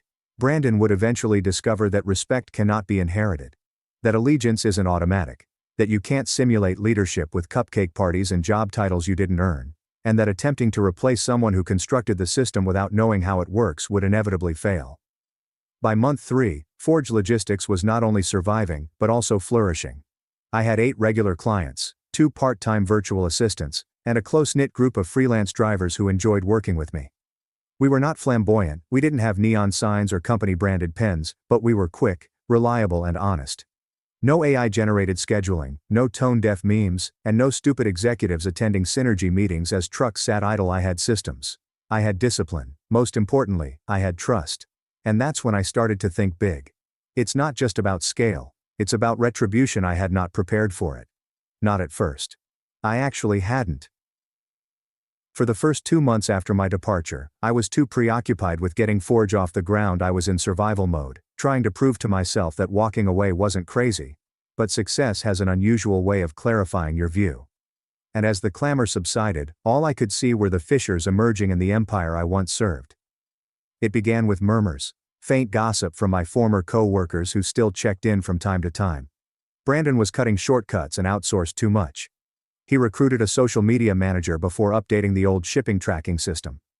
One of the drivers told me that he had to pay for a gasoline reimbursement since Brandon's team did not have the proper documentation, but the actual opportunity arrived 3 weeks later. I was having lunch with Sophia, an accounting legend, as sharp as a scalpel and one of the few individuals from the previous business I still trusted. We had kept in touch. She hadn't chosen sides when I left, but she hadn't been afraid to summon Brandon, a puppy attempting to manage a farm. We met at a little ramen restaurant halfway between her office and my apartment. She appeared fatigued and anxious in a manner I hadn't seen before. "Things are bad," she explained, hardly allowing me to sit down. "And I mean bad. Bad." I raised my eyebrow. "Worse than the Shannon Freight Line catastrophe." She did not laugh. That concerned me. They lost 2 significant contracts last week. One of them was Birchwood Construction. Brandon promised them a fleet upgrade that he could not provide. And guess what? They pulled everything full exit. "Birchwood," I said, shocked. That's 30% of Q2 revenue. Sophia estimated that if imported supplies are included, the figure approaches 40%. Do you know who Brandon blamed? I didn't respond. I already knew. Me, she stated plainly. I stated that I overestimated the financial allotment for equipment refreshment. Never mind that I had warned him 3 times in writing. He emailed the emails to Dad, but erased the cautions. I gazed at her. He edited your emails. She nodded. And your father believed him. He at least pretended to. That's when something clicked. They were not just in over their heads, they were desperate. That night I sat at my desk for many hours, phone face down, gazing at a spreadsheet. Not a financial one. A list of individuals, trends, and pressure spots. It was time to cease surviving. It was time to strike. But not foolishly or passionately. If I was going to take down the empire that had thrown me aside, I needed to be smart and surgical. So, I began laying the groundwork. The first stage is information. I already have a reliable network. Former clients, former co-workers and even vendors were tired of dealing with Brandon's influencer energy, as one supplier put it. But I needed more than complaints. I needed leverage. So I reached out to Marco. Marco has been the company's chief systems administrator for more than a decade. The quiet guy usually wore the same gray hoodie. He was also severely underpaid and almost invisible to the new leadership. I had always treated him with respect, served him coffee during server downtime. I sat with him through the long nighttime security upgrades. We were not close, yet there was trust. I met him at a dimly lit pub on a Thursday night. The type of establishment where the music is too quiet and the beverages are too powerful. I heard you're doing your own thing now, he remarked, drinking a neat whiskey. I am, I said. And I heard you're dealing with Brandon's tech meltdowns. Marco smirked. The individual believed HTML was a form of cloud storage. We laughed. Then I leaned in. I need help, I said. I'm not asking you to do anything illegal, but if you happen to know about any vulnerabilities in the system or backups of deleted documents or, I don't know, internal audit logs from the last quarter, he poked his head out. Hypothetically, exactly, I said. Hypothetically, he did not say yes. But 3 days later, I received a secure zip file in my mailbox named lunch_me_notes inside. Gold exported email chains, transaction locks, client communication, mistakes hushed up, promises made but never kept, and even a voice recording. Brandon yelling at someone over the phone, calling a client a boomer with trucker brain because they dared to challenge his modernism. I haven't done anything with it yet. That was not the point. The goal was control. The next phase, clients. I began having quiet coffees, dinners and parking lot conversations. No pressure, no pitches. Please let me know if you ever need something different. Some were curious. A few people were already familiar with Forge. But what I needed was a tipping point, which came from an unexpected source. A lady called Natalie Haynes. Natalie was the procurement manager for a medium-sized agricultural supply chain where I had previously worked. She was outspoken, aggressive and resistant to corporate crap. We had a disagreement once over a late shipment, but we settled it properly, which she respected. She phoned me out of the blue. I heard you weren't dead, she said. Not yet, I said. Trying to stay that way. I have an issue, she added. Your brother promised me a 3-day turnaround for animal feed supplies. I took 6. Then he had the audacity to propose that we adjust our expectations since he was altering the paradigm. What exactly does that mean? It implies he's drowning, I explained. And he's pretending it's performance art. She laughed. Then without hesitation, email me your pricing. If you can promise delivery in 5 days or less, you've got our business. That was the crack that I needed. I put everything I had into delivering for her, nailing every delivery, sending regular check-ins and personalized updates. Natalie was impressed and had pals. Within 3 weeks, 3 of her industry connections called out. All of them told similar stories. Everyone was eager for something better. Word began to circulate. Brandon did not notice at first. He was too busy posting encouraging quotations on LinkedIn about rising from the ashes and organizing corporate ping-pong games. But Dad noticed. I know this because he called me out of nowhere. Jack, he said, speaking carefully. I hear you are working with several of our clients. They're not your clientele, I explained quietly. They are clients. They go where the service is. There was a pause. You understand this is not a game. You're burning bridges. No, I responded. You did it when you selected a slogan on a sweatshirt above the person who constructed your foundation. He exhaled. I never intended it to be this way. Then you should not have lighted the match. I hung up, then accelerated. I put up a new client portal, recruited another assistant, paid my drivers above market rates, and treated them as partners rather than cogs. The final part of my setup is visibility. I contacted a local business podcast that I was familiar with. They owed me a favor for a guest speaker appearance I made 2 years ago. I presented them a narrative about a son who left his family company to start his own. They loved it. We taped the episode in a single take. I didn't mention any names. I did not disparage anyone. I just told the truth. Loyalty is not always reciprocal. How leadership is earned rather than given. How vision is meaningless without implementation. The program aired the next week. By the following Monday, my inbox had received 70 fresh queries. Brandon's firm experienced its worst quarter in 6 years. But I wasn't finished. Not yet. Because all of this, all of the expansion, planning and leverage, was only the beginning. The big move was about to happen. And this time, it wasn't for business. It was personal. It happened on a Tuesday, and it was not an accident I selected that day on purpose. It was midweek, calm, and came immediately before my father's company's quarterly review meeting. The exact type of meeting I used to run. Brandon once failed to arrange a meeting until 15 minutes before it began, which he blamed on an email filter issue. It had been 8 months since I walked out of that office with nothing but pride and a resounding quiet in my chest. 8 months of starting from zero, watching Brandon bumble his way through my former role, burning bridges quicker than he could build them. Dad stood behind him, arms folded like everything was okay. But suddenly something was extremely wrong. Forge Logistics had burst. We were no longer the scrappy underdogs, we were the genuine deal. 20 clients, a warehouse lease in the works, 2 modest delivery fleets under contract, a devoted team of dispatchers and planners, and a reputation we did not promote. We did not need to. Our work speaks for itself. Brandon's firm, which was owned by his father, was bleeding. They had lost about half of their long-term contracts. 2 important investors had backed out. Their driver retention was the lowest it had ever been, and their books were disorganized. Brandon couldn't fathom the convoluted web of overlapping vendor agreements, variable payment conditions, and sloppy invoicing. They were vulnerable, but I didn't want to kick them while they were down. Not in an apparent way. I preferred something more lyrical. So I asked my dad to lunch. He was astonished to hear from me. I did not anticipate this. He stated this when we sat down at the same Greek restaurant where we'd previously had dozens of meals and where he told me I'd had enough. I thought we should talk, I remarked nonchalantly, biting into my euro. See how things are going, he said softly. Brandon has been adjusting. I did not react. I flashed him a tight-lipped smile. He looked up. I've heard about Forge. You are doing great. Better than well, I answered. We are growing. He shifted uneasily. I could see it in his eyes. The creeping awareness that I was not here to recollect. I was there to show him I wanted to provide something. When I mentioned a way out, he raised an eyebrow. A road out of what? Your mess, I replied bluntly. You lost more than $1.5 million in contracts this quarter. Your investors are nervous. Your employee churn is hurting you. Operational consistency. And Brandon is not a leader. He is a liability. His jaw tensed, but he did not interrupt.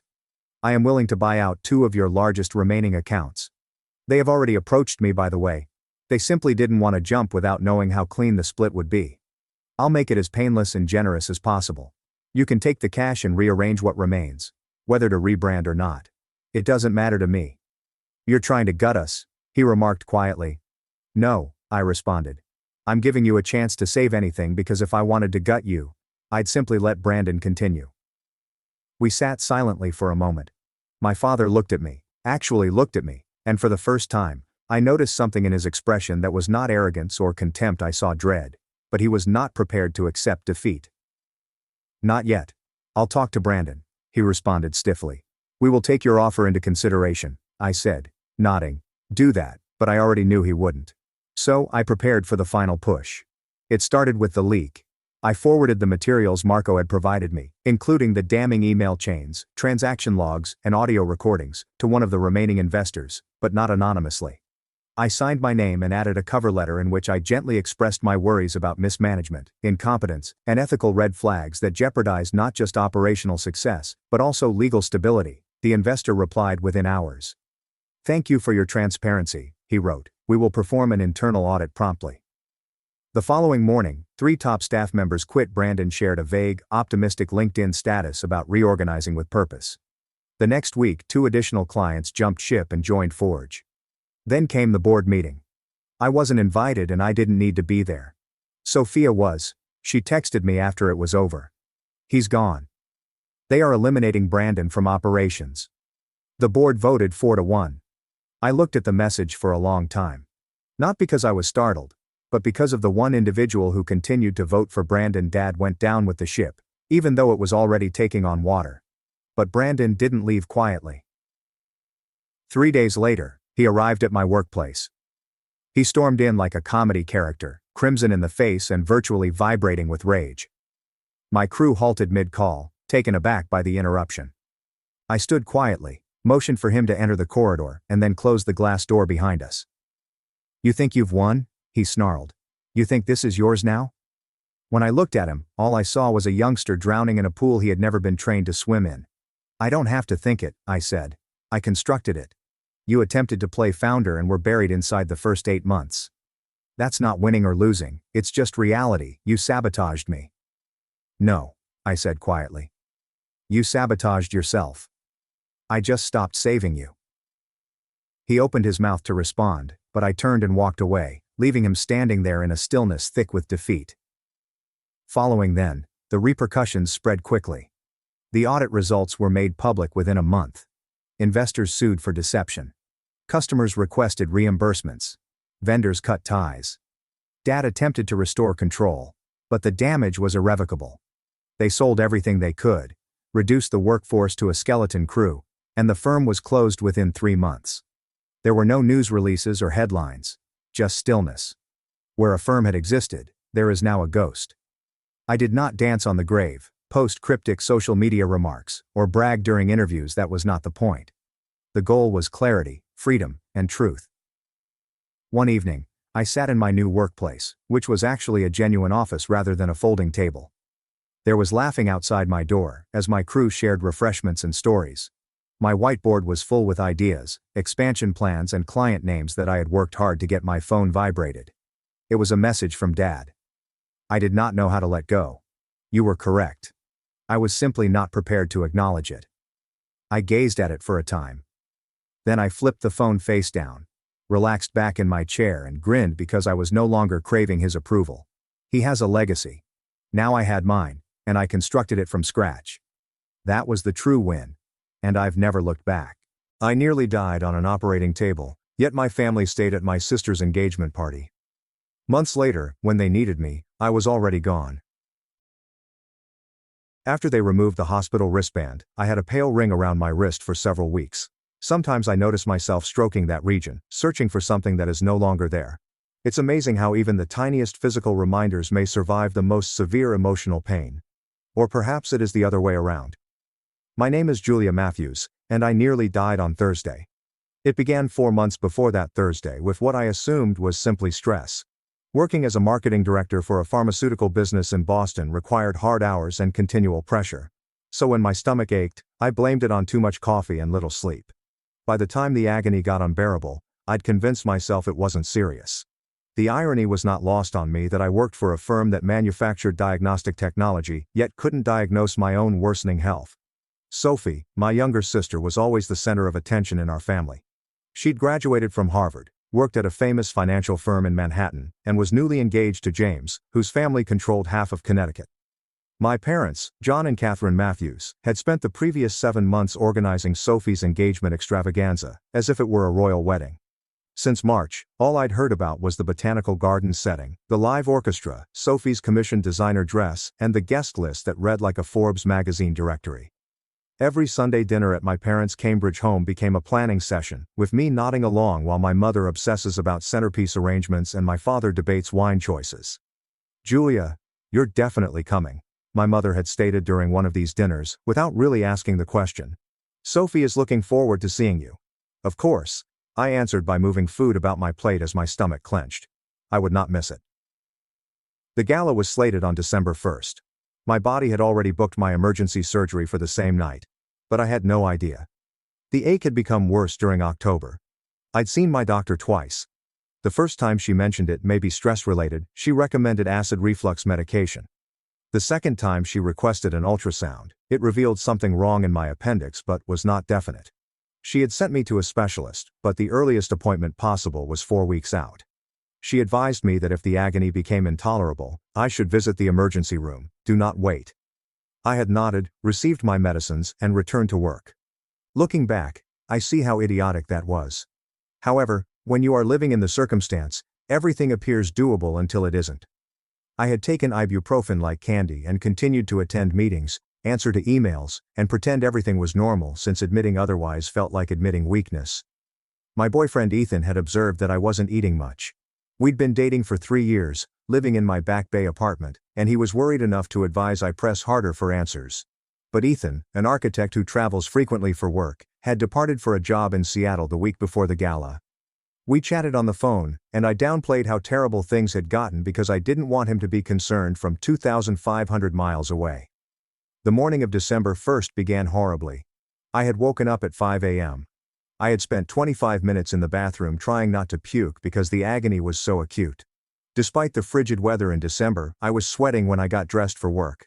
I phoned in sick, which I seldom did, and spent the day curled up on my sofa, a heating pad pressing against my side. Around 3 p.m., my mother called. "Julia, please tell me you're getting ready," she said without explanation. "The gala starts at 7 and you know how your sister reacts when people arrive late." "Mom, I truly am not feeling well." My voice had sounded softer than I had meant. "I guess I might have to miss tonight." The quiet on the other end was so long that I checked to be sure the call hadn't been dropped. My mother eventually said, "You're joking." Her tone had become cold. "Julia, this is your sister's engagement gala. She had been preparing this for months. I understand, but I'm in a lot of agony. I've been having stomach problems, and they're becoming worse today. You've always been overly theatrical about being sick." My mother's comments sliced through the phone like a razor. "Remember when you thought you had mono in high school and it turned out to be a cold? Or when you feared you'd fractured your ankle on that ski vacation, only to discover it was a sprain? Mom, this is different. It's always different with you, Julia. You have some pain, and it quickly escalates into a medical emergency." She sighed, the irritated sound she'd mastered over years of what she saw as my overprotectiveness. "Take some Tylenol and get yourself together. Your sister needs you to be there. We all do. Don't disgrace us by being the lone family member that fails to show up." The guilt hit me quickly, as I'm sure she intended. My mother always knew which buttons to press, and the "don't embarrass the family" button was her favorite. "I'll try," I answered faintly. "You will do more than try. Be there by 6:30. We need photographs before the visitors come." She hung up before I could react.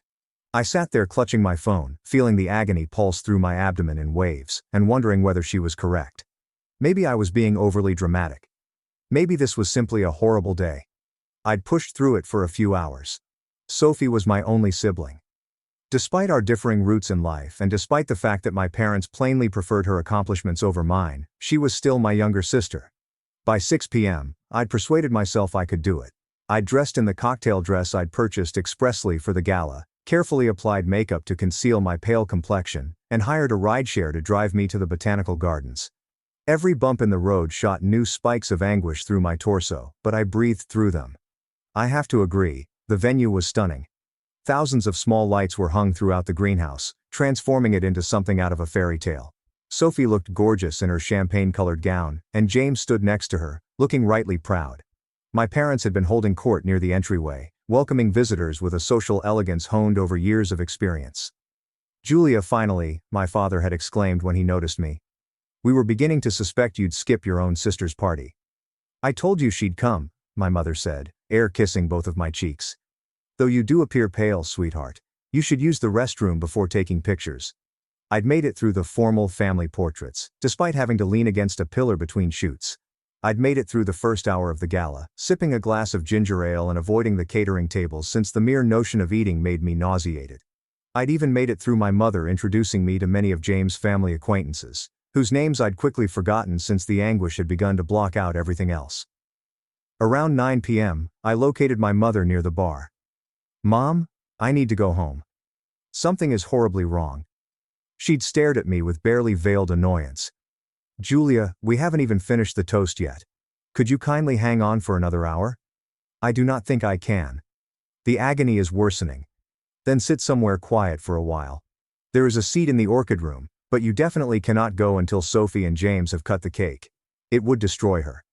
I attempted to argue, but my mother had already turned away to welcome another person, dismissing me with a wave of her hand. The orchid room had been vacant and pleasantly cold. I sat on the bench my mother had advised, slightly leaning forward since it hurt less than sitting upright. Through the glass walls I could see the celebration continue. The orchestra performed. Everyone laughed and danced. Sophie shined at the center of it all. Around 9:15, the discomfort peaked. I'd been breathing through the pains 1 second, and the next, something had exploded inside me, turning the entire world white with anguish. I attempted to rise up and instantly fell. I can't recall much after that. Fragments return sometimes, generally at 3 a.m. when I am unable to sleep. The chill of the tile floor on my cheek. Someone is crying for aid. I could taste copper in my mouth as I was put onto a stretcher. The greenhouse's roof spun above me as they rolled me through the crowd. Later, far later, one of Sophie's pals described what the scene looked like from the outside. I had been laying on the orchid room floor in a pool of blood. My champagne dress became scarlet as paramedics worked tirelessly to stabilize me. The entire event had come to a standstill. Guests rushed around, eager to see what was occurring. Someone had phoned 911, and my parents were outraged at the inconvenience. According to this friend, who was shocked enough by their reaction to remember it clearly, my mother had said, "Could she really not have held on until after the cake cutting?" I'd been rushed to Massachusetts General Hospital where doctors discovered that my appendix had not just ruptured, but had been slowly leaking for days, filling my abdominal cavity with infection and internal bleeding. I required emergency surgery immediately. My situation was bad enough that the surgical team momentarily wondered whether it was too late. The procedure had lasted 5 hours. I had flatlined twice on the surgical table.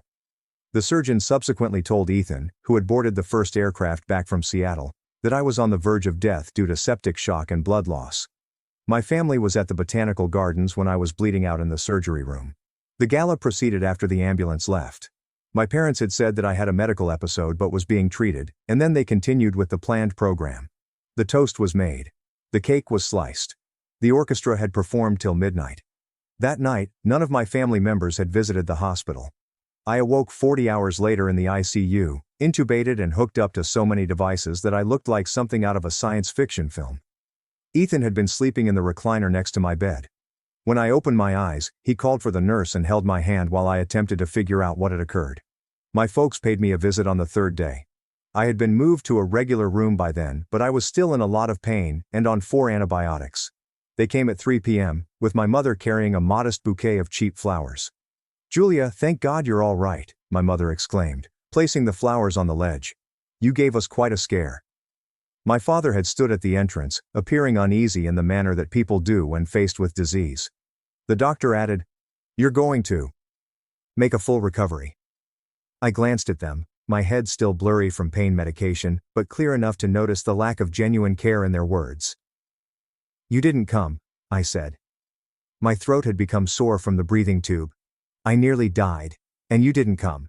The doctor informed us that you were in surgery, and there was nothing we could do." My mother responded by arranging the flowers needlessly. "It seems more feasible to stay with Sophie. She was quite upset about what had transpired. I am devastated that I destroyed her party."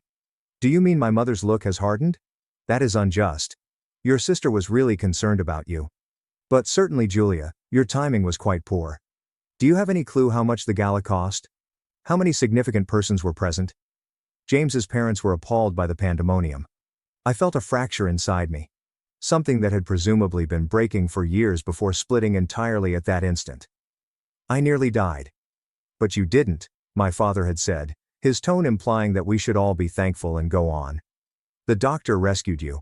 Everything turned out great. There is no need to be overly theatrical about it." "Melodramatic?" There was the word again. "I need you to leave," I murmured gently. "Julia, do not be childish." My mother had begun, but I interrupted her. "Yes, both of you.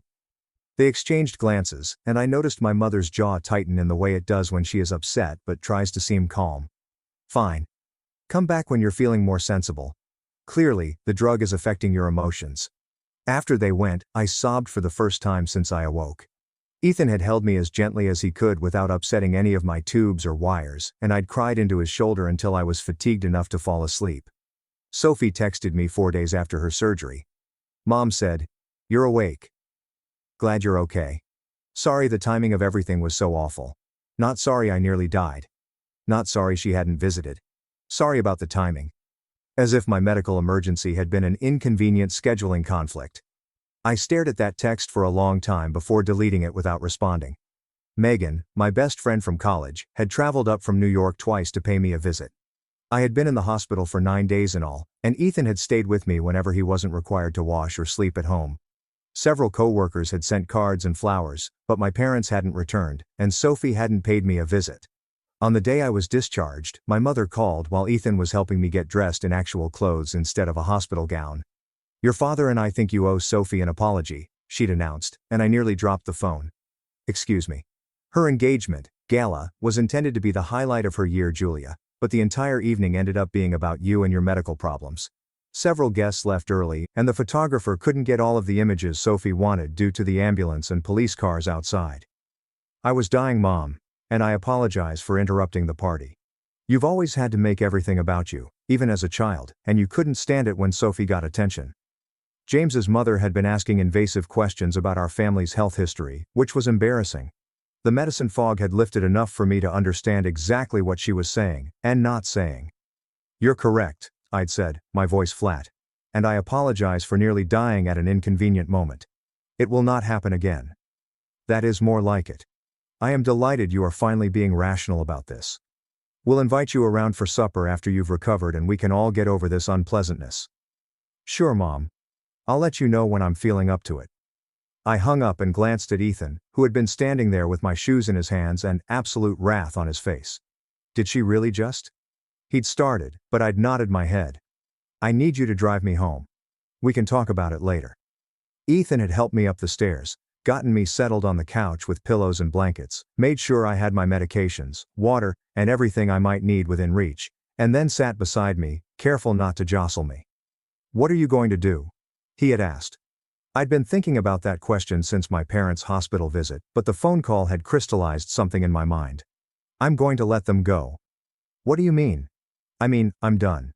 With my parents, with Sophie, with everything. They've shown me exactly where I rank in their priorities, and I'm tired of pretending it doesn't matter." Ethan had squeezed my hand. "I support whatever you decide. But are you certain? These are permanent decisions, Becca. They chose permanency when they stayed at that party when I was dying, and I'm only respecting their choice." The plan had gradually emerged over the following 2 weeks as I healed. I hadn't set out to hurt anyone or exact vengeance in any dramatic way. Instead, I decided to remove myself from their lives as cleanly and completely as possible, like removing a tumor. I'd started small, refusing to respond to my mother's texts and calls. When she complained to my father, who then called me, I answered once to tell him I was busy with recovery and would contact him when I was ready. 4 weeks following my surgery, Ethan and I had gone to Colorado to celebrate Thanksgiving with his parents, who had been more concerned about my health and one phone call than my own family had been throughout the whole. I'd ignored my mother's increasingly irritated messages demanding to know where I was and why I'd missed dinner without informing anyone. Christmas was the real test. My family had a tradition of gathering at my parents' house on Christmas Eve, a formal affair that had been sacred in the Matthews household for as long as I could remember. My mother had called me 2 weeks before Christmas to confirm my attendance, but I'd let it go to voicemail. Then I blocked her phone number, as well as my father's, Sophie's, and the handful of relatives who had begun contacting my mother on her behalf to inquire as to why I was being so difficult. The silence was immediate and complete, with no calls, texts, or emails. I had made myself unreachable. Ethan had asked me several times if I was sure about the decision, and I was. For the first time in my adult life, I'd felt light without the constant weight of their expectations and disappointments pressing down on me. I'd changed my phone number in January and hadn't given the new one to any family members yet. In February, I moved to a different apartment in Brooklyn that no one knew the address to, I blocked them on social media, I changed my emergency contact information at work and with my doctors, and by March, I'd effectively vanished from my family's life. I'd heard from Megan, who'd run into an old family friend, that my parents were initially confused, then annoyed, and finally bewildered by my absence. Apparently they drove to my old apartment building only to be told by the landlord that I had moved and left no forwarding address. They seem to think you've had some kind of breakdown, Megan had told me over coffee. Your mom was asking if I knew where you were, if you were okay, and she seemed to be worried about how it looked that her daughter had disappeared. I corrected her. She's not worried about me. Megan had carefully observed me. You really think you can keep this up forever? I don't know about forever, but I can keep it up as long as I need to. The fact was, I felt better than I had in years, and my work had improved since I wasn't continually distracted by family problems. My relationship with Ethan had deepened because I wasn't using him as an emotional buffer against my parents' criticism. I'd started running again, gradually rebuilding the strength I'd lost during my recovery, and I'd even taken up painting, which I'd loved in college but had abandoned because my mother thought it was a waste of time. 9 months had passed like that. I was at a conference in New York in late July, and I ran into one of James's cousins in the hotel elevator. She recognized me right away and launched into a sympathetic speech about how awful everything must be with my father, and how she hoped he would recover quickly. After 9 months of peace, autonomy, and freedom from the constant judgment I'd lived under my entire life, my father suffered a heart attack. I'd stood there in the elevator, trying to understand what she was saying. I'm sorry. What happened to my father? Her face had slumped. Oh God, you don't know. I assumed your family must have informed you. Informed me what? Your father had a heart attack 3 days ago and is at Mount Auburn Hospital. I just assumed you'd be there, or that someone would have called you. I got off the elevator on the wrong floor and spent 10 minutes in a hallway alcove staring at my phone. Of course they had tried to reach me, but I'd blocked all of their numbers months ago, and I'd been completely unreachable. The question was whether I cared. I'd called Ethan in New York. Ethan had said, "Do you want to see him?" I'd said, "He's my father, regardless of everything else, he's still my father." He'd responded quickly, heard the tremor in my voice, and allowed me to explain my choice aloud. Or do you feel you should see him? Because those are two different things, Becca. I thought about the hospital room 9 months ago, about my parents arriving on day 3 with grocery store flowers, about my mother telling me I owed Sophie an apology while I was still recovering from nearly dying, and I admit I don't want to see him. I'd stayed in New York for the rest of the conference. I checked the news briefly and found a small article mentioning John Matthews, a prominent Boston attorney, who had suffered a cardiac episode but was in stable condition. I put my phone away and went to dinner with colleagues. I was happy that my father had survived, but I hadn't called them. A week later, I discovered a follow-up piece that stated he had had an emergency stent placed and was in stable condition, despite the fact that he had sustained major cardiac damage.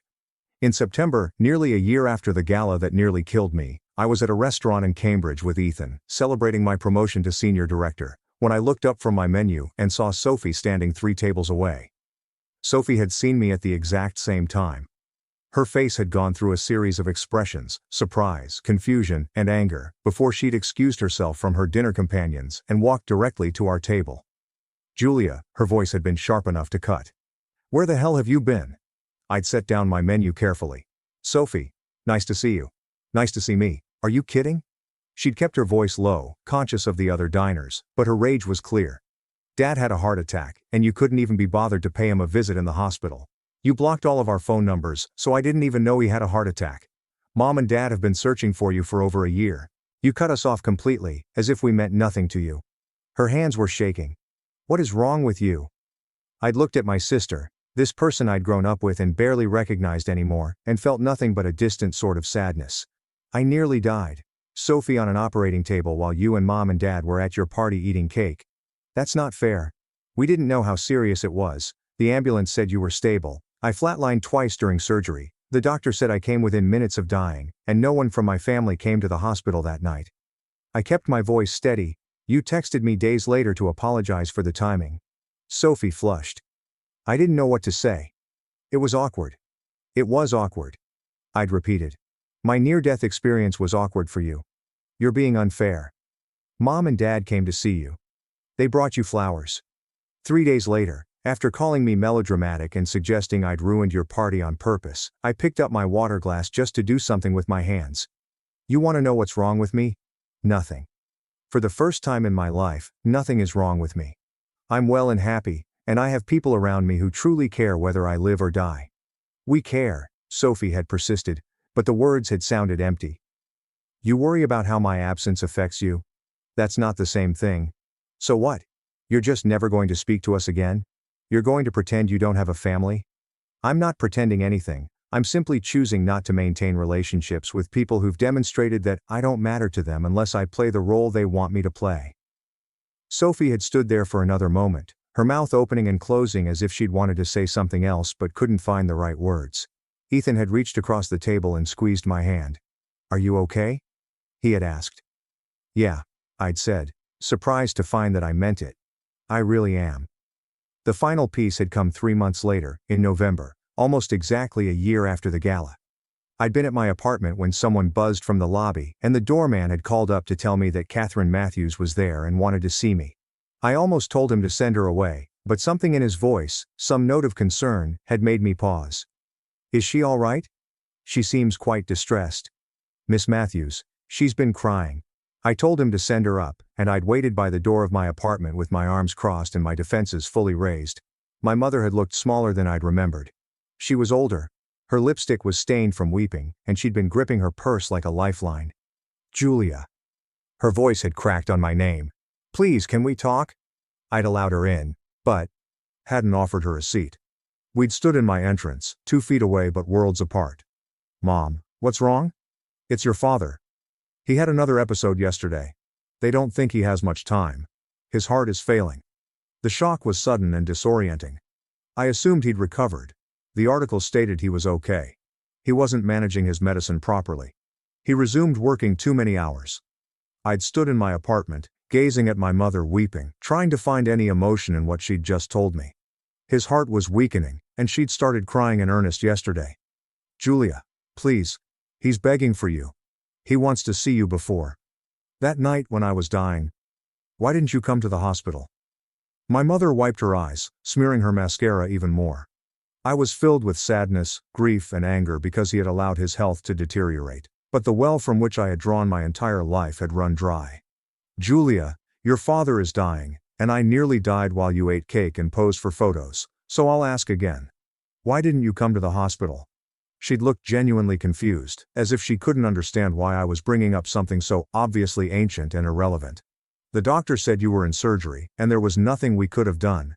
You could have been there when I woke up. You could have canceled the rest of the party, and you could have acted as if you cared even a little bit that your daughter might not survive the night. We did care. But Sophie also needed us, and the gala was more important than me, as you've made abundantly clear.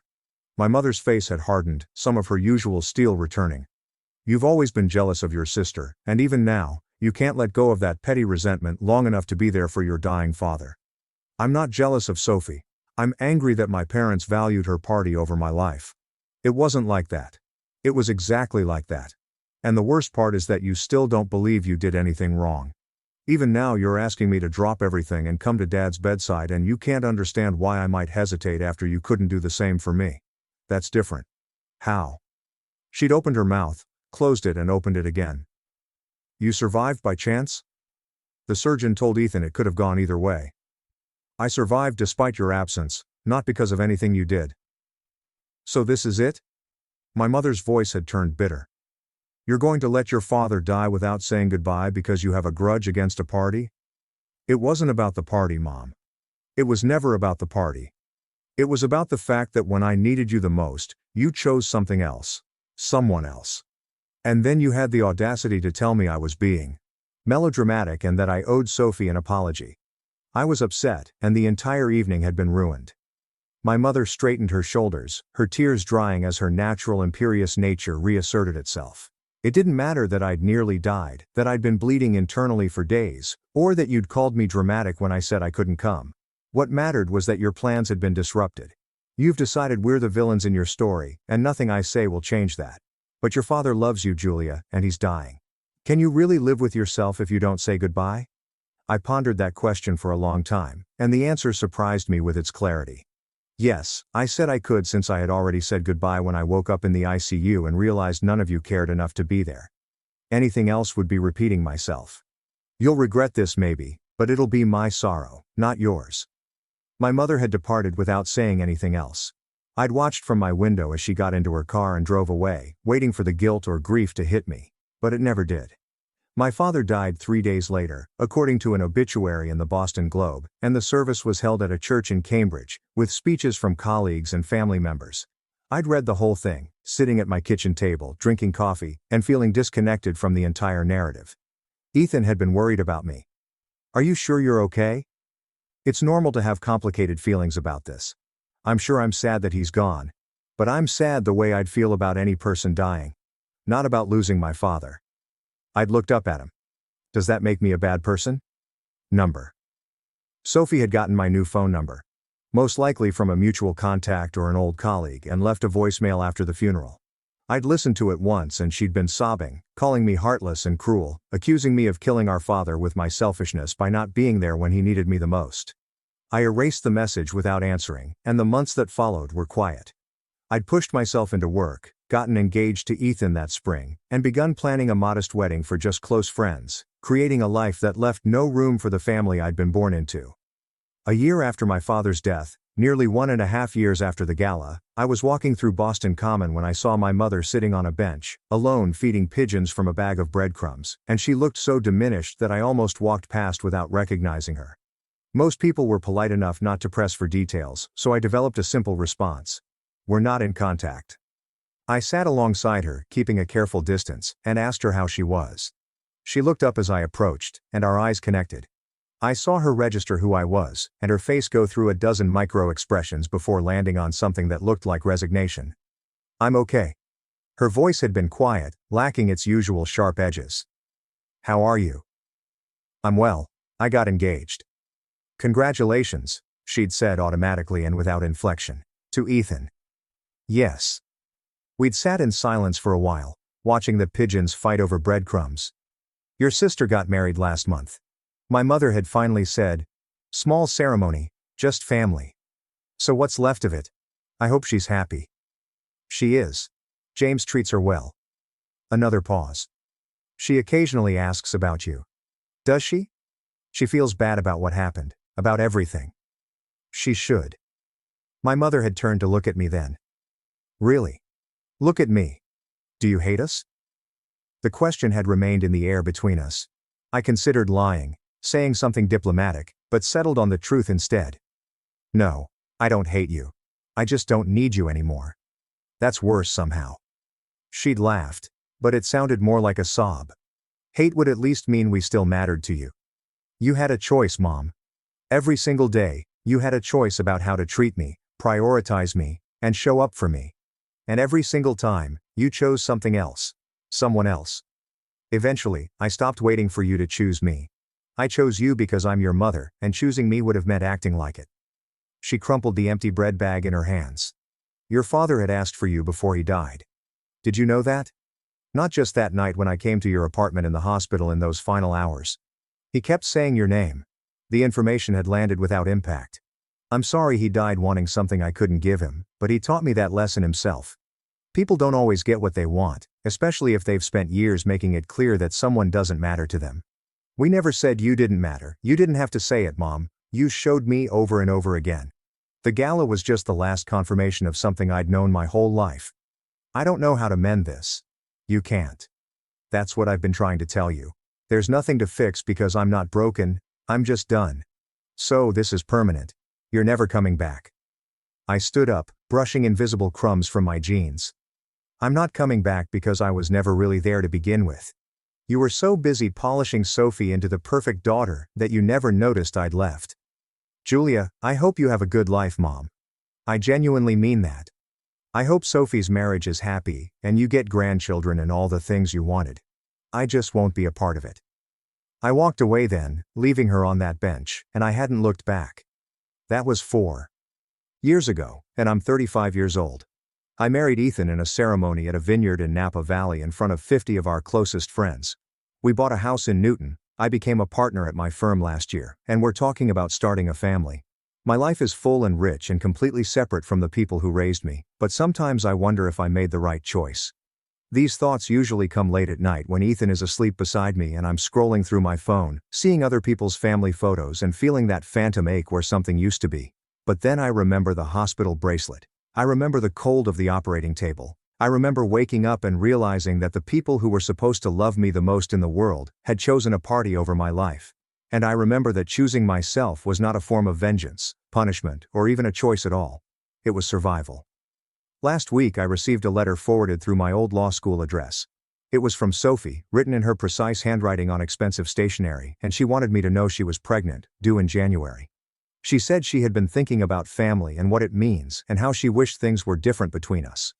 She did not apologize.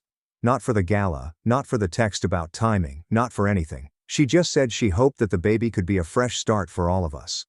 I read the letter twice and then put it in a drawer with other artifacts from my old life, like my hospital discharge papers, my father's obituary, and the block numbers list that used to be my family contacts. Maybe someday I'll feel differently. In the years since I nearly died on that operating table, I've learned that you can't force people to care about you or make them prioritize you. Maybe someday the anger will subside, and I'll be able to meet my niece or nephew, but most likely not. You can't persuade them that you're important when they've already decided you don't. What you can do is accept who they are and what they're capable of giving you, and then decide if that's enough. For me it wasn't, so I chose silence, absence, and removing myself from an equation where I was always going to be the variable that didn't matter. Ethan asked me the other night if I ever regretted ghosting.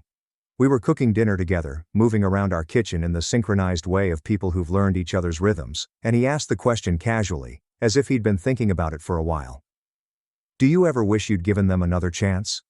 After your father died, when your mother contacted you, or now with Sophie's baby, I considered it while chopping vegetables for the salad. No, because another chance implies they deserved a first chance and squandered it. But they had hundreds of opportunities. Every day of my upbringing, every moment they decided to neglect me, favor Sophie, or make me feel like I was asking for too much by simply existing, the gala wasn't the beginning, it was just the conclusion. You don't believe people can change? I believe they can, but I'm not sure my family wanted to. They wanted me to go back to accepting whatever scraps they were willing to offer and being grateful for it. I'd set down a knife and turned to face him. I'm happier now than I've ever been.